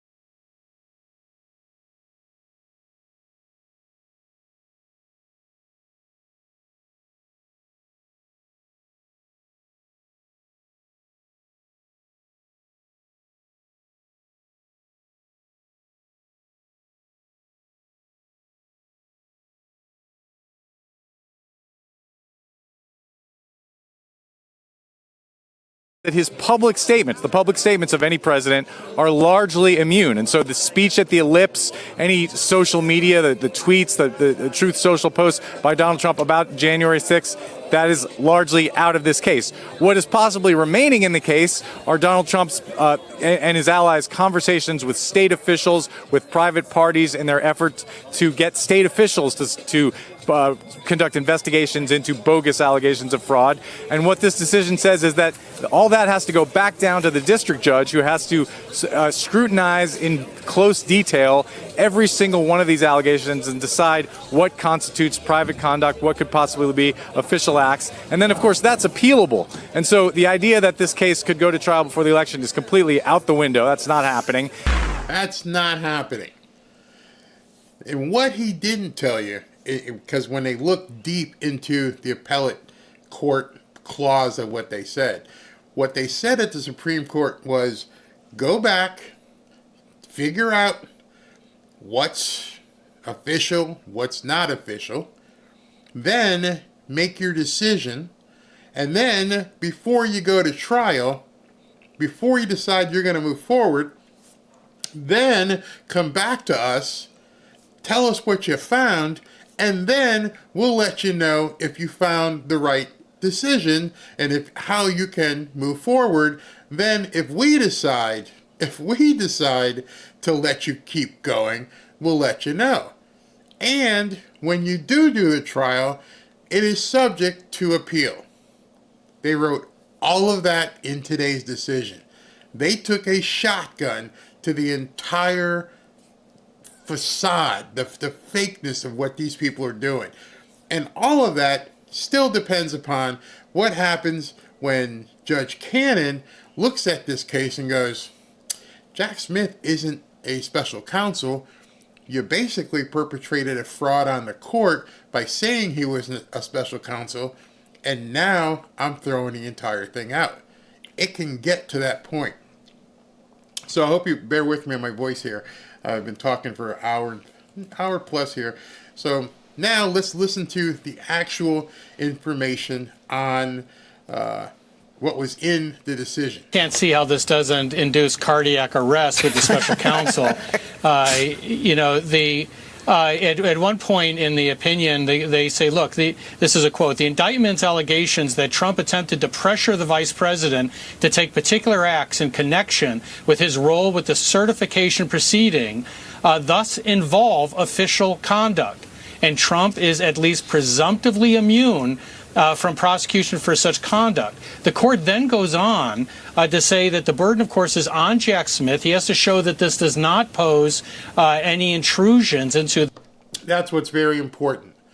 The burden of proof is on the guy who's not been appointed legally. They basically threw or put out landmines, basically winked to Judge Cannon and said it's on him, but the same guy who it's on shouldn't even be there. You have to read between the lines here. If the special counsel isn't legal, but the special counsel is the one who has to give you all the information, if there's no special counsel, there's no case. Nobody on MSNBC is talking about that. The executive branch, and the court says that that this quote may well hinder the president's ability to perform his constitutional functions. So here the court is imposing a very significant burden on Jack Smith when this goes back to the judge. You see how this is all playing together now? I wanted to lay it out to you tonight. Jack Smith has a heavy burden. Jack Smith is the guy who has to put this on his back and try to bring it home. Meanwhile, Jack Smith is the same guy whose knees got cut out from him today by the Supreme Court. He now has a target on his back. He now has to be extremely careful because he knows he wasn't appointed. I wouldn't be surprised if he saved his own ass and went into court tomorrow and went, never mind, I'm done. I don't want to perpetrate a fraud on this court. He won't do it, but I wouldn't be surprised if he did. We talked about how this trial judge has proven to be very favorable towards Jack Smith. She's certainly been motivated to try to get a trial before the election. He's talking about the Washington judge, Judge Chutkan. Court here is giving much more clear lines than some people expected. They're saying that there is a presumption here that you have to deal with. The burden is high, and the court indicates that it may view this as something that could hinder a president's authority. Trey, the Biden campaign clearly is indicating that they think this is a loss, at least in the way they wrote that statement that Dana read. I want to just read for 1 second about the dissent from Justice Sotomayor, who writes the dissent with Kagan and Jackson. Today's decision to grant former presidents criminal immunity reshapes the institution of the presidency. It makes a mockery of the principle foundational to our Constitution and system of government that no man is above the law. Whatever happens, as you read through this decision, it does expand the power of the executive. It is pretty consequential if we look at it big picture. There is absolute. All right, so big picture, and what people aren't looking at is that it also expands things for Joe Biden. Remember, they didn't say Trump, they said the office of the president. So it would apply to the existing president as well. He can't go out and basically do a drone strike on Mar-a-Lago. That would be outside the constraint of the decision, but it would also give him a get-out-of-jail-free card as well. No audio. Check. I got audio. Hold on. No audio. Hold on. Check 1, 2, 3. Well, he can't go out and basically do a drone strike on Mar-a-Lago. That would be outside. I always play it on my phone in case I see something like that to see if something happened. I have audio. I'm not muted at all. Like I just said, I'm here. Listen, I'm gonna talk and. No audio. Hold on. Check 1, 2, 3. Yeah, check 1, 2, 3. So I'm not muted. I'm good. You guys might have something to do. Maybe you guys upstairs are doing something. Not me. I'm not muted. Check 1, 2. Let's keep going. Okay. Hey, Ursula. Okay, she's confirming it. No, I never muted my microphone, guys, so it wasn't me. So anyway, let's go on here. Maybe those guys upstairs are doing things, but I wouldn't put it past them. So, excuse me. Now, in talking about this involved Supreme Court decision. I'm going to bring a guy on now who's been involved with some of the legal stuff, another YouTuber, basically bigger on Twitter. And I want you to hear how he dissects everything in terms of this decision. He says every particular thing he says is absolutely true. Absolutely true. And it basically saved my voice because I can just let you listen to a lot of what he says. Let's listen. Immunity for presidential acts within his constitutional powers. There is no immunity for purely private acts, and there is presumptive immunity for acts within the outer bounds of the presidency. That was the 6-3 majority decision. I say more interesting than the majority decision was the judicial butt slapping by the majority of the dissent. I mean, you read their assessment of the dissent's opinion and basically accuses them of ignoring the Constitution, ignoring the separation of powers, and fear-mongering because they have no reason, logic, or arguments to rely on. The dissent's positions in the end boil down to ignoring the Constitution's separation of powers and the court's precedent, and instead fear-mongering on the basis of extreme hypotheticals about a future where the president, quote, feels empowered to violate federal criminal law, end quote. Ouch. That's a summary. We'll go into a bit of a more detailed breakdown maybe later. For the time being, and I want to be the first to address the importance of what many in the media have, as of now, fair enough, it's only been like 6 hours, and not even 3 hours since the ruling. What the media has not yet paid attention to or not yet emphasized the importance of, not Clarence Thomas's dissent, because Thomas was of the majority, but issued his own ruling. Now understand that Clarence Thomas didn't write a, what do they call it, a concurring opinion. He wrote an additional decision, which in my mind was basically instructions to Judge Cannon down here in Fort Pierce, the Jack Smith judge.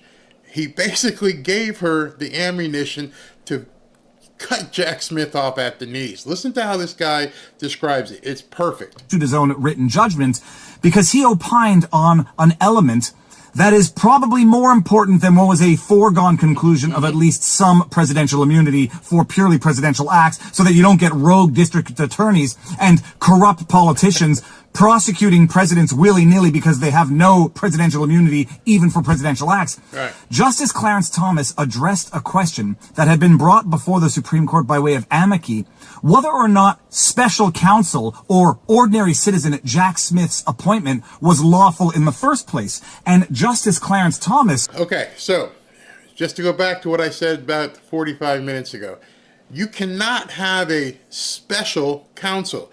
A special counsel is someone who is basically appointed, but he has to be approved before he can be a special counsel. If you want some information or an example, excuse me, think back to Robert Mueller. Robert Mueller was a special counsel. He was approved and put in place. That didn't happen with Jack Smith.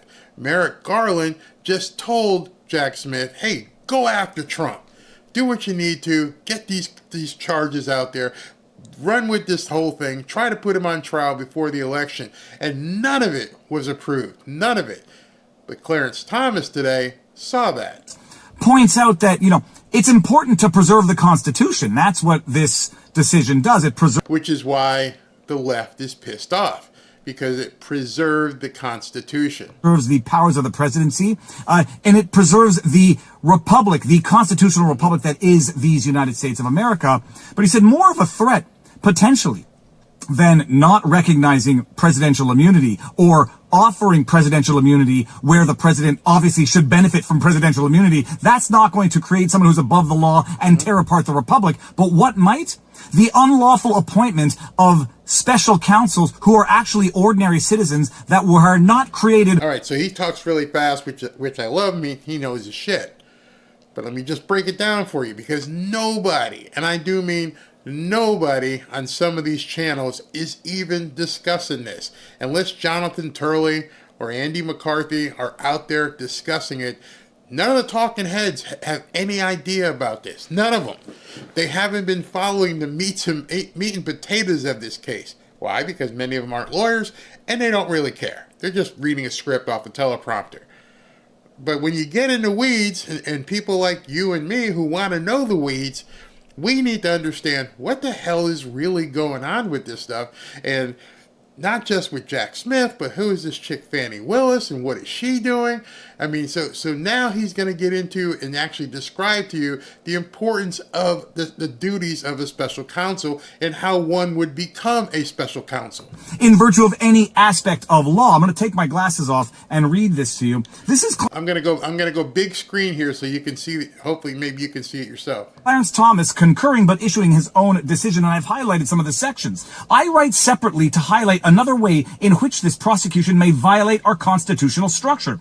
In this case, the Attorney General, capital A, capital G, purported to appoint a private citizen as special counsel to prosecute a former president on behalf of the United States. But I am not sure that any office for the special counsel has been, quote, established by law, end quote, capital L law, as the Constitution requires. Article. That is the defining thing in all of this. That was those last four words. As the Constitution requires. The special counsel cannot just be some guy that starts working. He has to be followed. He has to be appointed per the terms of the Constitution. That didn't happen.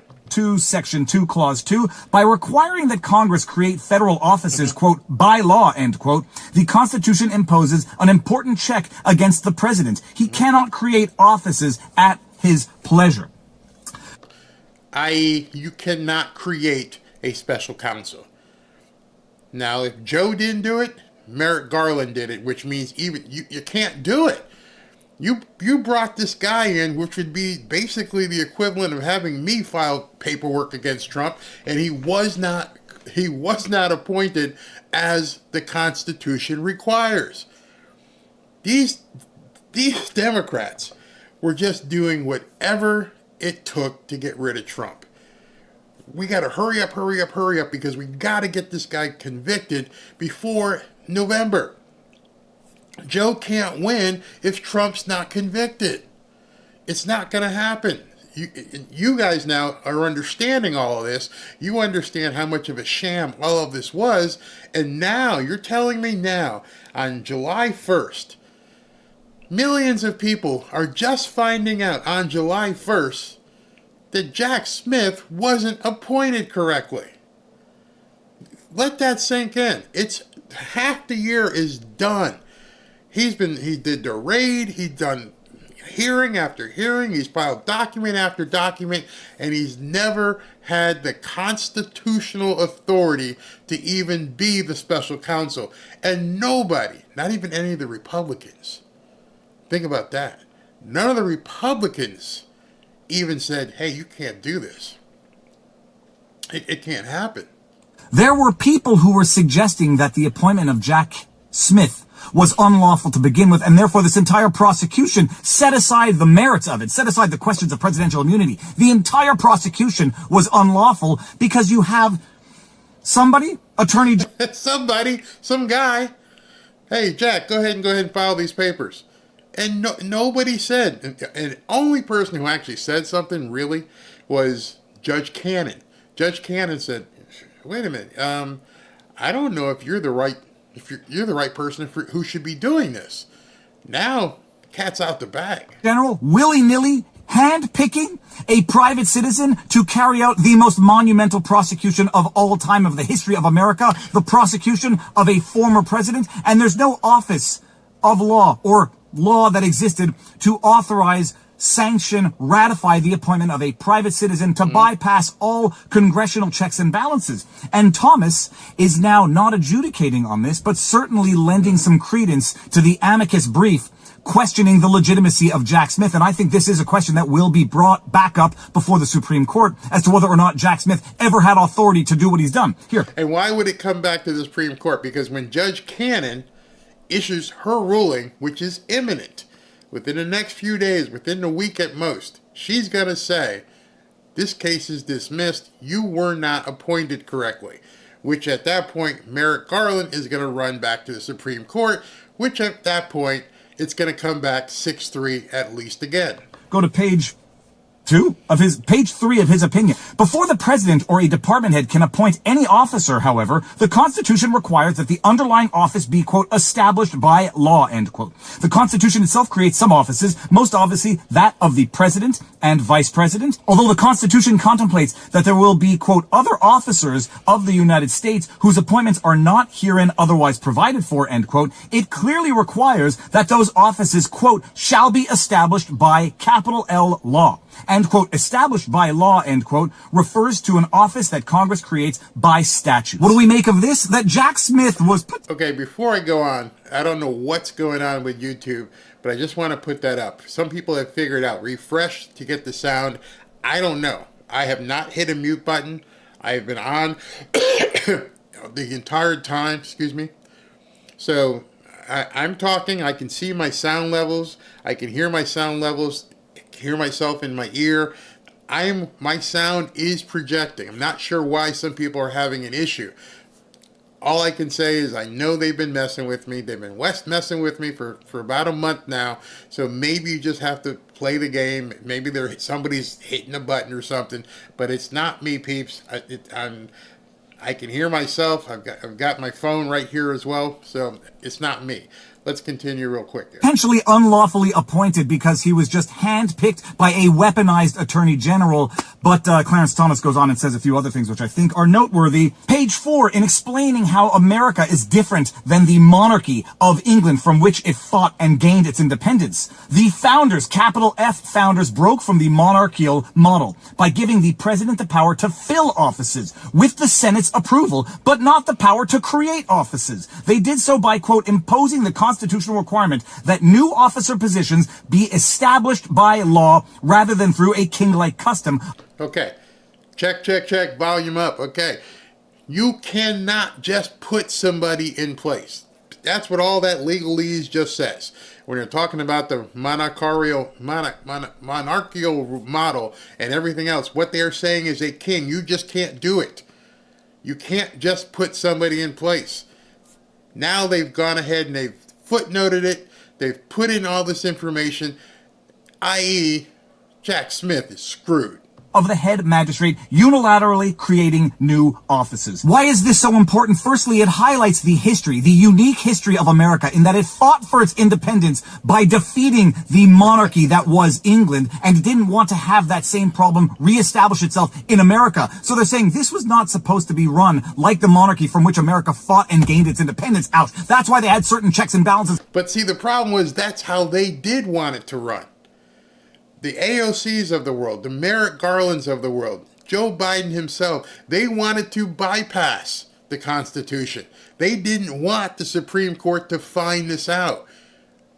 All these footnotes now are telling Judge Cannon down here in Miami, actually she's in Fort Pierce, that they're telling her, throw it out. It's done. He is not a correctly appointed special counsel. You think today was seismic? You think these people, these nuts went crazy today? Wait until she throws out the entire case. In the Constitution, and it would seem that the Attorney General just bypassed those checks and balances by handpicking a private citizen to carry out the most monumentally important prosecution ever, that of Donald Trump. And I understand why he is so motivated and animated is because at this point, like I see somebody in the comments down right here, why did it take so long? Why did it take till July 1st for all of this to come out? I don't know. Maybe it's God's timing. That's all I can say. Maybe it's God's timing. This is when we were supposed to find out. This is when it was supposed to blow up in their faces, because it has, and it's irreparable. It cannot be fixed. That's another thing I want you to understand, is that this isn't something you can all of a sudden, let me just file another paper. Let me just go ahead and do this or do that. Nope. You can't fix this, and you definitely can't fix it before November 5th. Later on, it is difficult to see how the special counsel has an office, quote, established by law, end quote, as required by the Constitution. When the Attorney General appointed the special counsel, he did not identify any statute that clearly creates such an office, nor did he rely on the statute granting him the authority to appoint officers as he deems fit, as the heads of some other agencies have. So understand what they're saying. I'm sorry I keep saying understand. Check, can you guys hear me? Oh, so I don't know what's going on, guys. Here's where the biggest thing is. These are the same people who say Donald Trump wants to act as a king. Donald Trump is the guy who wants to just do whatever he wants and ignore the law. Donald Trump is the bad guy who wants to end democracy. While they are steadfastly doing that very same thing. They are looking to end democracy. They're looking to end the use and basically the authority of the Constitution. They did everything, and I do mean everything, that they are worried about Donald Trump doing. None of this. I mean, none of it. I mean, I was meeting with some people the other day, and they were looking at some real estate down here, and they're like, how in the hell is Mar-a-Lago worth $18 million? It's a joke. Everybody looks at it and goes, it's an absolute joke. They railroaded this entire thing to the point of absurdity. And now it's all unraveling, and these people are going berserko, just absolutely crazy. And now that they're finding out it's over. Instead, the Attorney General relied upon several statutes of a general nature. Now, I started this vlog by highlighting the judicial butt spanking that the majority gave to the dissent in the majority opinion, basically calling them irrational, fear-mongering. The judicial butt spanking. Couldn't have said it better. Non-constitutionalists, or I would even say anti-constitutionalists. In this opinion, Clarence Thomas is basically giving a judicial butt spanking to the Attorney General, saying you had no basis to do what you did. You didn't even rely on any statutes. You just broadly invoked some general laws, and nobody knows what the heck you relied on to appoint a private citizen to prosecute the president. At page 8 in his decision, Clarence... And all of this is in the actual decision. What he's highlighting here is actually what Clarence Thomas wrote in the decision. It's amazing. He has given Judge Cannon the complete blueprint for destroying this entire case. As Thomas writes as follows: whether the special counsel's office was, quote, established by law, end quote, is not a trifling technicality. If Congress has not reached a consensus that a particular office should exist, the executive lacks the power to unilaterally create and then fill that office. Given that the special counsel purports to wield the executive branch's power to prosecute, the consequences are weighty. Our Constitution's separation of powers, including a separation of the powers to create and fill offices, is, quote, the absolutely central guarantee of just government, end quote, and the liberty that it secures for us all. There is no prosecution that can justify imperiling it. Well, it doesn't get... This guy needs to lay off the coffee, but I love his energy because he is so pumped that Clarence Thomas wrote this and put this in the actual decision. I can't impart upon you enough how huge this is. They've destroyed everything that Dementia Joe was trying to do to Donald Trump. Any clearer than that, Clarence Thomas is laying it thick on Attorney General, laying it thick on Jack Smith, and although judgment to be answered, my goodness, is he laying the groundwork for future contestations and challenges to Jack Smith's appointment by the Attorney General to begin with, and Clarence Thomas ends his separate opinion with the following. And there are serious questions whether the Attorney General has violated that structure by creating an office of the special counsel that has not been established by law, which may also be an impeachable offense against Merrick Garland. The guy who's already dodging subpoenas may have done something that's impeachable. You just went completely against the entire Constitution by having your little pit bull, Jack Smith, run out here and put Trump under all these charges. Those questions must be answered before this prosecution can proceed. We must... You heard that. Everything, and okay, that's how big this is. Everything that Justice Thomas wrote, he ended it with saying, all of these questions, everything I've said here, have to be answered before the case can even proceed. The Supreme Court of the United States of America just told Judge Cannon, just told Judge Chutkin, that all of these questions must be answered. Anything that Jack Smith has his hands into must be clarified before the prosecution can proceed. I guarantee you have not heard that on television today. Respect the Constitution's separation of powers in all its forms, else we risk rendering its protection of liberty a parchment guarantee. So that's it. While the rest of the media is focusing on the majority decision and CNN and MSNBC are going to be praising the courageous dissent, which relies not on law, not on logic, but only on hyperbole and fear-mongering, I am highlighting Justice Clarence Thomas's overlooked, as of now, decision separate opinion in this case because it is damning, it is amazing, and it is going to come back to bite Attorney General and Jack Smith in the butt. And they can't do anything about it. It's in the decision. He expressly wrote, you cannot proceed with this prosecution until all of these questions are answered. And that we mean answered to us, not to Judge Cannon, not to Judge Chutkin. You got to come back here and prove to us that, you have the authority to even be involved in this case. Hiroshima. Nagasaki. No disrespect intended to people who may have lost their lives. I'm just talking about the size of the explosion that happened today. The size of what... I watched this. I started reading through the decision. And then I put on the TV and started clicking the buttons. How come nobody's talking about this? How come not a single person is talking about this?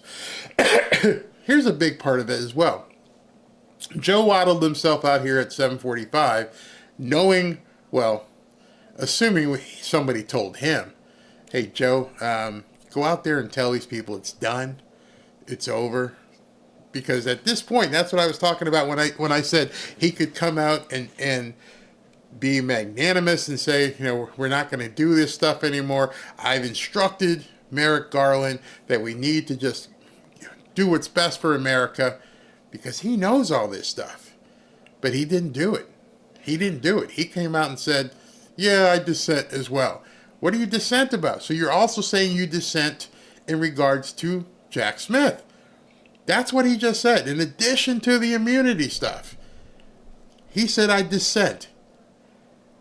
Which means you dissent to what Clarence Thomas wrote. You don't believe that you need to prove that Jack Smith was appointed correctly. Well, luckily, there is someone who does believe, and you know who that is. Let me see if I can't pull this up real quick. Okay, I'll zoom in for you. This is Donald Trump tonight on Truth Social. And let me just pull this up. And he wrote, the Supreme Court decision is a much more powerful one than someone had expected it to be. That some had expected it to be. It is brilliantly written and wise and clears the stench from the Biden trials and hoaxes. All of them. That have been used as an unfair attack on crooked Joe Biden's political opponent. Many of these fake cases will now disappear or wither into obscurity. A court decision which is more powerful than some had expected it to be. He just said it in that post. It's more powerful than you even know. That was from Donald Trump. His words in big capital letters. Because someone, one of his attorneys, maybe, which one, came to him and said, oh, crap. I didn't recognize what Clarence Thomas wrote here. Clarence Thomas blew the doors off these guys. He completely blew them away. Trump realized it. The Supreme Court decision is much more powerful. Now understand, this was 4 hours ago, so that was at 5 o'clock. The decision came out at 10 a.m., which means he and his team dug through the decision, how many pages, whatever it was, until they got to the part about Clarence Thomas wrote. And some people in the room went, did you guys see this? Whoa. You need to come back to me and explain to me how the hell you can even be doing this prosecution and answer all these questions before you can even proceed. way, way down. You know, hey, hear ye, wherefore, way down here. Before you can even proceed, you need to come back here and prove to me all the questions in this, I don't know how many page decision. Much more powerful than they even thought. At 10 a.m., people were trying to go through it and everything. They didn't realize it. 1 o'clock, some more people were talking about different things. And then I didn't see anybody talk about that one paragraph. Before Jack Smith can even proceed, you need to answer all the questions I laid out here. Tell me how you feel you are basically a lawful appointee, and you need to do all of that before you can proceed. Oh, and by the way, we're going on vacation. Beautiful, beautiful. You can't proceed, and we're done. Our calendar is over. Bye, Jack. See you next year. You getting this now? You understanding why this was such a hand grenade thrown into the Biden campaign, in addition to all the other bullshit that they've been trying for the last week? Way down here, Clarence Thomas told Judge Cannon and Judge Chutkan, you can't do anything with this guy until we let you know it's okay to do something with Jack Smith. I am paraphrasing, but I am telling you specifically what happened.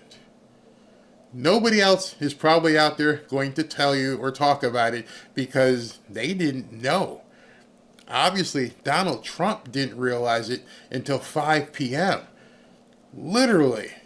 I mean, what's that, 10 to 5? It came out at 10. 7 hours later, Trump's team saw it and told him, hey man, this is even bigger than we thought. It's not just your immunity. They can't even move. They're frozen. It's over. It's done. Now you just got to win and just dismiss it. Like he said, it's going to wither into obscurity. It's done. 2 hours and 11 minutes. I've talked for a lot. My voice is gone. But I wanted you guys to get through the entire process. You know, I know that I always wait. You know my modus of operandi here. I let everybody chirp all day long. I let them just run out there and say whatever they got to do and make the videos and talk about immunity. But I want to see what transpires. I am not a constitutional lawyer. I'm not a lawyer at all. And so I need to see what gets said and how these things, what they mean. Let's dig into this. Let's sink our teeth into it. Oh, this guy said this.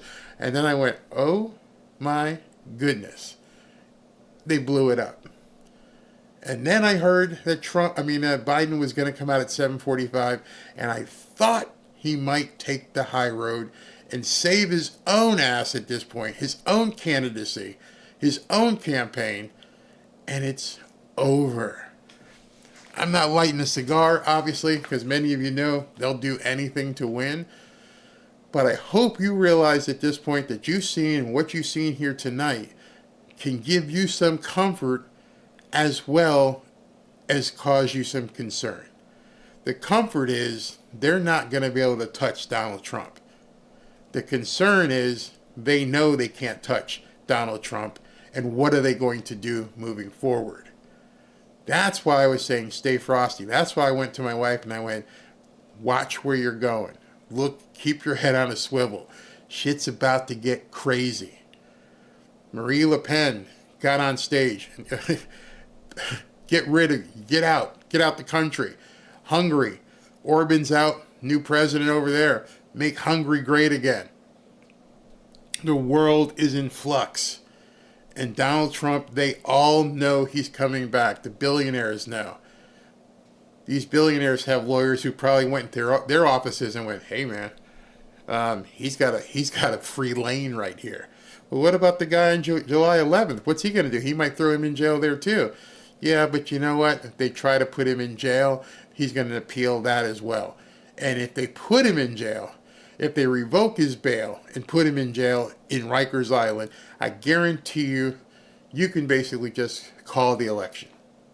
I mean, I'm calling it a landslide. It would be beyond landslide at that point. There is nothing I mean literally nothing that Joe Biden's campaign can do at this point to rescue him. You've thrown everything you can at Donald Trump. You've charged him 34 felonies. You've got him going to different courthouses all around the country. And in the last 7 days, everything you've tried has blown up in your face, and you got nothing to do. You got no response. There's nothing you can do. Legally. Nothing you can do legally. Not sure what else you might have planned in the dark arts.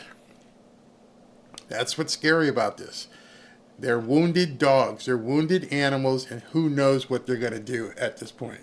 Judge Edron is afraid that he might get disbarred. Yeah, he might. Until both sides understands who uses them, he will always be like this, controlled by them. Yeah, exactly. They put him in jail. It's a definite win for sure. Jaden, you're absolutely right. We're in the end game. Where's your thing here? I just saw that.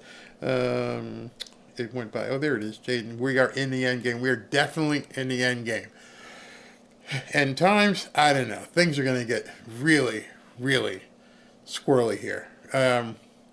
James Smith, hey buddy, how you doing?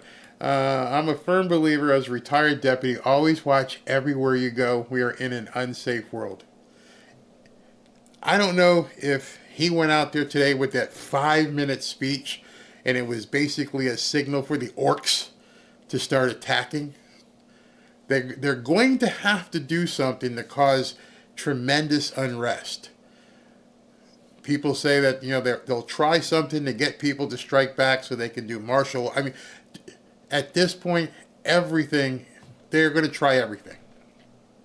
It's insane how you saw the video from Joy Reid.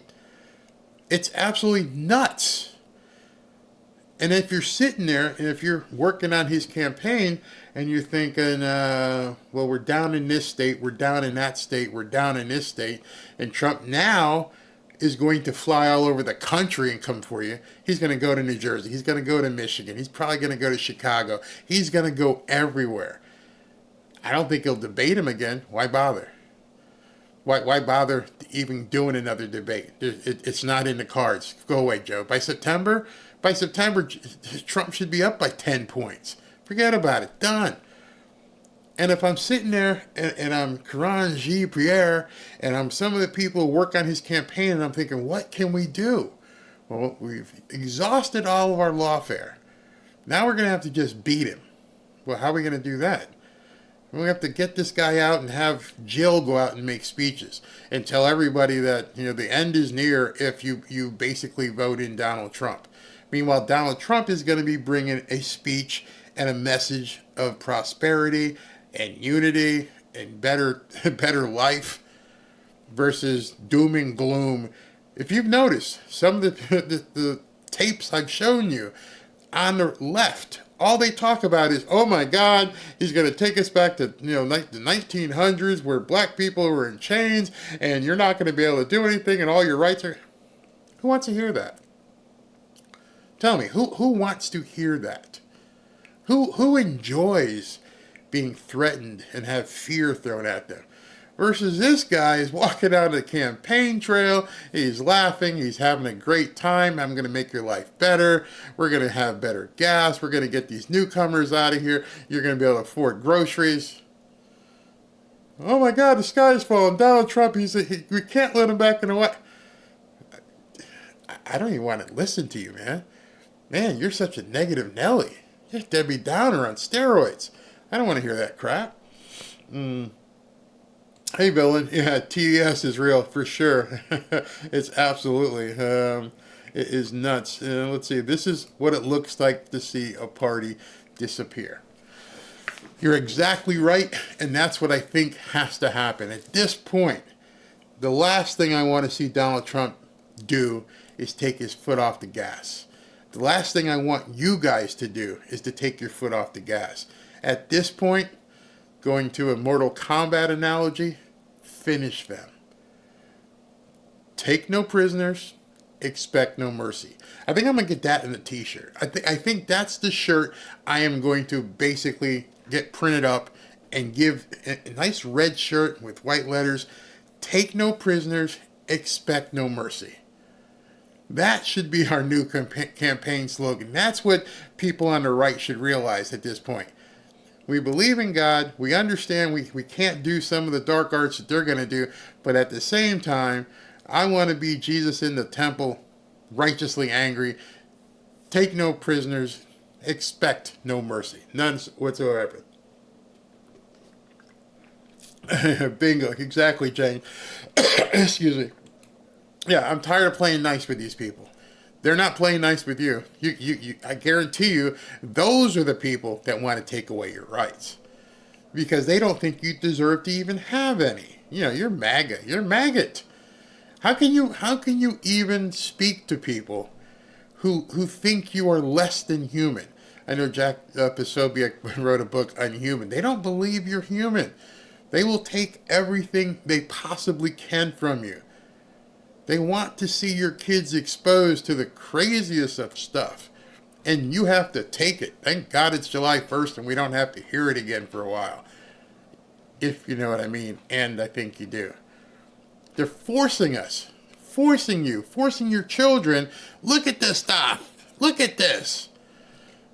I can't look away. Yes, you gotta look. Live your life. Why do you care what I care about? Why are you putting your hand on my face and making me look at what you're looking at? Oh, I don't want to look at that. They don't want you to live your life. They want you to live the life they think is best for you. I cannot relate to people who won't let me live the life that I want with my wife, my child, and my grandchildren. If you wanted to sit across the table from me and have dinner and say, you know what, you guys, I don't like Donald Trump, but, I understand where you're coming from. I think Joe's policies are better. That's why I'm voting for him. Okay. Thanks. Let's have dinner. Let's have a beer. Let's go. That's not what they want. They want you gone. They want you reprogrammed. Am I making this up? Do I sound like Joy Reid? No, this is what they say. There are people out there talking. Hillary Clinton said we need to put you people in re-education camps. Hillary Clinton. Maggots. Deplorables. Why? Because we love life and want to be Americans and love America? That's the problem? That is our sentence? That's the red A we're walking around with? Because we care about the country, we care about each other, we care about the Constitution. That's what makes us less than human? And because we think this guy Donald Trump can help us live the life we want to live? Instead of having you with a bullhorn telling us, hey, listen, this is what you got to do. All right, so we're going to put these queens inside a kindergarten. No, I don't want my kids doing it. I don't want people kids taken without consent. My God, I've got two beautiful little granddaughters. I would probably not be able to do any more videos because I would probably be sitting in jail if I found out one of these newcomers did something to one of these two little girls, or if some went to their school and did some sort of show. I'd lose it. Absolutely lose it. Go live your life. Stay away from my kids. Go live your life. Stay where you are. Eat what you want. Do what you want to do. Stay away from me. Stay away from my kids, my family. But that's not what they want. You basically have to capitulate. You have to live the life they want you to live. Remember, we're talking about this percentage of the country, right? Watch television. Watch a commercial. Tell me if this percentage of the population is the percentage of that you see in commercials and television. Nope. You would think that everybody was that way. Not that there's anything wrong with it, but that I don't need to deal with it. It just doesn't make any sense, man. It just doesn't make any sense. elder abuse is a crime as well. Yeah, that's a t-shirt coming. Take no prisoners, expect no mercy. Because that's how you'll treat us. If Joe Biden were to win, and they would have the House and the Senate, they would do stuff that you're not even going to want to know. Why? Because they're doing it. They're showing you. They're not even lying. They're saying it. I'm going to tax you 44%. What? That's almost half of my income. Oh, it's only for people making over $400,000. Bullshit. Bullshit. We're going to raise corporate taxes to X dollars. Why? So, because we got to get over those evil corporations. Crazy, absolutely. That little poor, hey Darcy, how you doing? That little poor girl Jocelyn and so many other little girls, boys, mothers, and fathers. You want to hear the sickest part about that Jocelyn story? Those of you who are in the medical profession, my wife used to be an EMT. She said they know right now whether or not that little girl was violated by those guys. Violated. But they kept that. Oh, we don't know yet. The tests have not determined conclusively if she was violated. So, they killed her. That's all you need to know. But did they also do the other deed? Oh, we don't know. The tests are inconclusive. Are you kidding me? I think those of us who watch Law and Order, SVU, we know it doesn't take weeks for you to find out. We know you kept that out the news. We know that was basically something else you were trying to do so that we would know you were manipulating the story again so that would get off the front page. They do that a lot as well.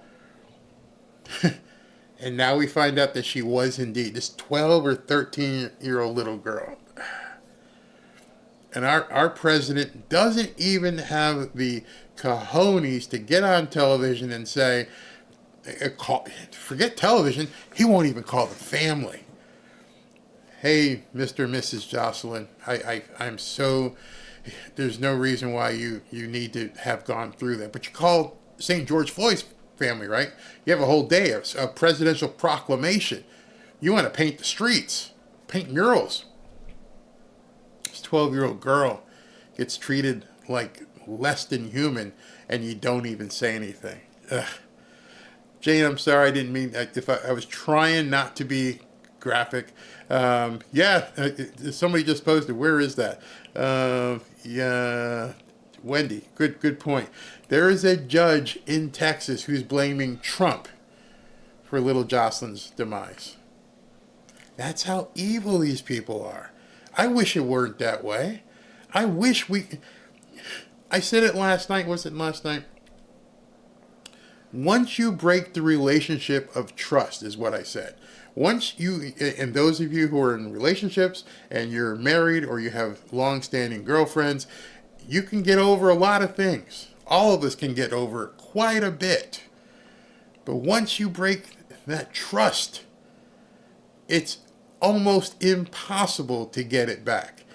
I mean, I don't even know what the stats are, but I'd love to see the stats of marriages when one or the other is cheats on the other spouse. What percentage of them are able to overcome that? It's got to be in the single digits. And last Thursday night, we all found out that the media, well, you and I knew, but many millions of people found out, what the hell am I looking at? I thought you guys said it was deep fakes and cheap fakes. What the hell is this? Oh, hey, Jake Tapper said this morning, video I showed you, ain't me. They've been lying to you for a long time. They've been lying to you, and they're trying to get you to hear what you didn't hear and unsee what you already saw. It's them. No, Jake, it was you too. It was all of you. But now they're backpedaling.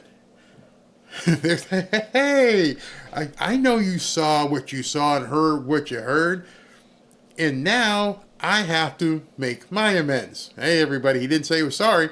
He's just all of a sudden putting it out there. Dude, these guys are lying to you. They've been lying to you. They're gaslighting you. And now it's coming out. And there's nothing you can do about it. Because as I said last night, it's a one-way ticket for Joe at this point. Spoke about it last night. A lot of you guys had people who've had dementia or Alzheimer's. There's no turning it around. You're not going to be a better quarterback. You're not going to be a better pitcher. You're not going to improve. There's no exercise. You're done. It's just a matter of time at this point. It's a sliding scale of doom. You're right. The version of the version of Joe you see today is the best version he's going to be, because it's going downhill. And they lied to every single American. George says, yeah, you're a good boy, Joey. Want some ice cream? Yeah. All of the mainstream media has been lying. Yeah.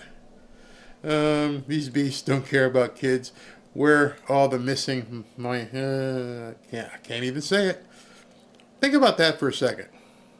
I can't even be real with you about that comment because people don't want us talking about it.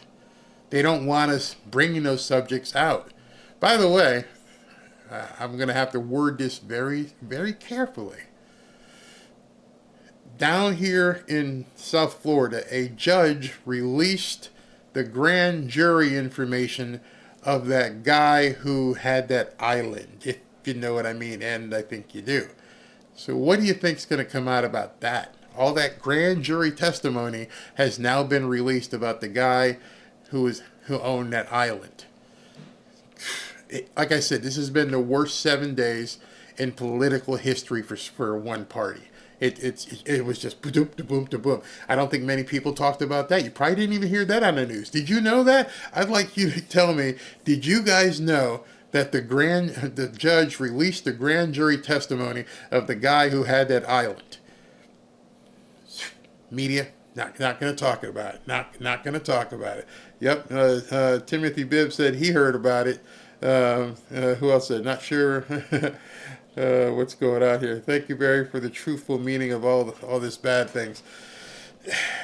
I'll keep talking about it as long as you guys want me to talk about it, and as long as the people upstairs allow me to, because nobody else is. I think I have found a lane, because there's a lot of people I talk to on Twitter who don't have the size audience I have, who aren't willing to talk about the things that people need to hear. And I don't know what's going on, even with Fox, why they're not talking about certain things. Why are they controlled by advertisers? Are they controlled by the I don't know. But there's certain things that they will talk. I get up in the morning and I watch basically from 6 to 7 live. I tape the rest of the shows. And one of the things that by about 6:30 they're talking about the barbecue outside on the plaza. And I'm like, is this the news? I don't give a shit about no barbecue out on the plaza. Talk to me about what's going on here or there. Nope. Marie Le Pen. That is probably the biggest story. Marie Le Pen and the new president of Hungary. Did you hear about that from anybody today? Did you hear what Marie Le Pen said? Did any newscast cover that? Where she said, y'all need to get out before I throw you out? All of you? I don't know where you need to go, but you got to get the hell out of here. She went on stage and said that. I haven't seen it on a newscast yet. I see it with the guys I follow, and they may say, hey, Barry, you need to take a look at this, but did you see it? Refresh as you can't hear. I'm talking. They say they're muting me. They're doing every kind of thing. I can't do nothing about it. These people are just being, at this point, doing whatever they can to suppress people. Barry, where can we find a grand jury about the guy who didn't kill himself? I think that's why I'm going to have to create a private group. I'm not going to charge for it, but I'm going to create a private group where we can exchange information and not have to worry about it being filtered out. I don't know if it was Tommy. Tommy, were you telling me that you wanted to put together a Discord? If Tommy's still here, Tommy, were you talking about? I'll get with Tommy, but I think it was Tommy who said that he wanted. Yeah, there's Tommy. He said Gutfeld had a good point in a recent tweet. Said they're not upset at what they saw, but are upset that we saw it. Yep, absolutely. Tommy, we're gonna have to put that Discord together, buddy. We're definitely going to have to put it together. All right, guys, I'm going to get out of here. Wow, we've gone for 2.5 hours tonight, and I loved every minute, and I loved that you guys were here. And please go ahead and click the like button. Show some love and click that let's like see what button. happens tomorrow. Who knows what's going to happen? I'm glad you guys hang out. I mean, you guys are the meat and potatoes here. No, I'm not demonetized. 2.5 hours. Thank you very, very much. Thanks for tuning in.